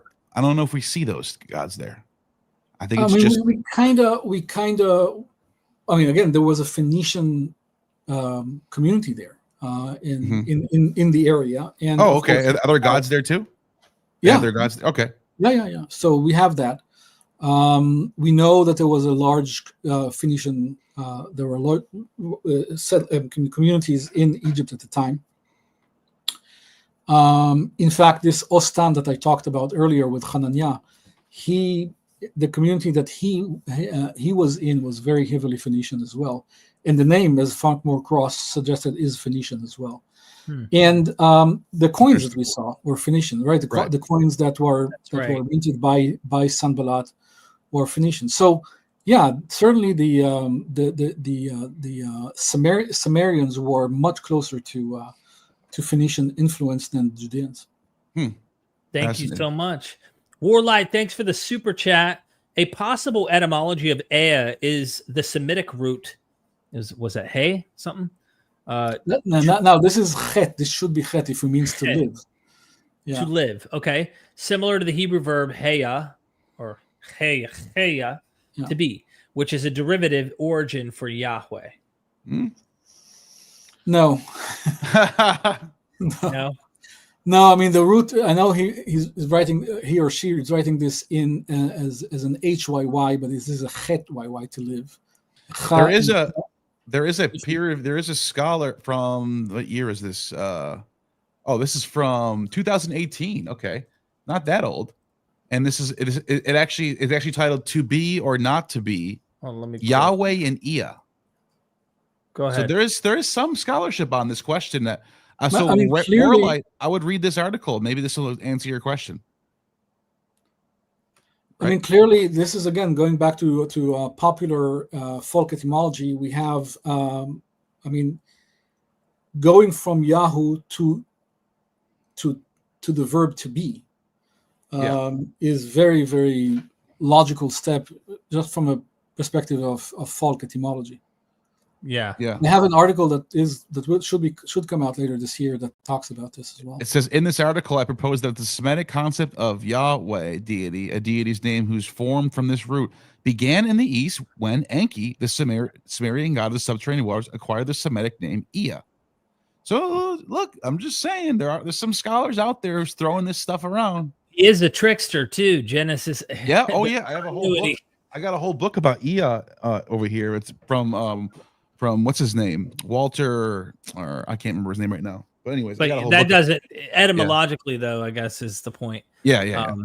Okay. Thank you for that super chat. The real daddy Abe, thanks for the super sticker. And then the mother frickin' Wendy Berg, love the name. Happy 2 months. Thank you for being here as a member. And I think she's been a member of yours too, Neil. Oh yeah, Wendy Berg. I think about the same time. Yeah. So we have literally ran through all of these supers. Gad, you're a champion, man. You've been here for so long, putting up 3 with hours. me and Neil. How do you put up with us? I didn't mean to press that. Sorry. What did you do that for? I was looking for something, but I couldn't find it, and then I clicked that on exit. It's all good, man. It's all good. Gad, wrap things up, if you will, on what you presented. Maybe I'd like to have people go to the links that are in our descriptions. They can get your book for free. They can download your academia page. Go follow him. Download any articles he has on there for free. Yeah, I try to publish as much open access as possible. So a lot of these articles are open access, meaning that you can read them for free. You don't need to be subscribed to any journal or book or buy a book. You can buy the physical book if you want, and some people have opted for that, but that's not necessary. You can just download the PDF of this to read at your leisure. Yeah, that's pretty much it. Absolutely. Neil, what's up, man? We're at the end of the show, This bro. is What do you think of said. that? I got nothing to add. I think this has been a great show. Subscribe to my channel, and if you're watching on my channel, subscribe to MythVision. And then I have the links in the description for Gad's articles and all his books and his Wikipedia and his page, whatever it is. It's all in there. Yeah, academia page. So, dude, I love this. I love how you think. It's pushing the boundaries. It's kind of stuff me and Neil like to do. We like to see what the scholars say and how they wrestle with each other. We'll probably do an episode at some point, and the scholar will say something. We'll be like, "Oh, but Gad Barnea disagreed with that," and so we like that. It's fun to wrestle with these ideas, and we thank you for your friendship and giving us your time, coming on here to educate the world. And we hope you'll come back and join me and Neil for future episodes. Always a pleasure. Absolutely, guys. Seriously, maybe eventually, I'm throwing this out there because me and Neil would like to put some tours together over there in that very region we keep talking about. Maybe we can link up with you in person if the stars align on a tour at one point when the world stops burning to the ground for a moment. I'm sure we all are ready for that. So when that happens, we hope you'll join us. Absolutely, it'll be a pleasure. Yeah, I will be in DC in a month from now in Washington DC. I have I'm going to talk about Ḥananiah as well. So yeah, I'm excited, man. Look, anything new comes out, hit me and Neil up. We want you on the show, and of course, there's also Jacob Berman. You join him too. We want to make noise for you, promote you, help you, get your ideas out there. So we really appreciate it. I appreciate you guys. Absolutely. Thank you, ladies and gentlemen. Don't ever forget. We are MythVision, and you have just attained true gnosis.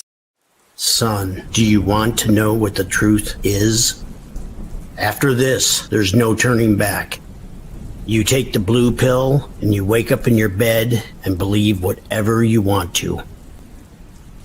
You take the red pill, and you stay in Wonderland, and I show you just how deep the rabbit hole goes. Remember, all I'm offering is the truth. Nothing more.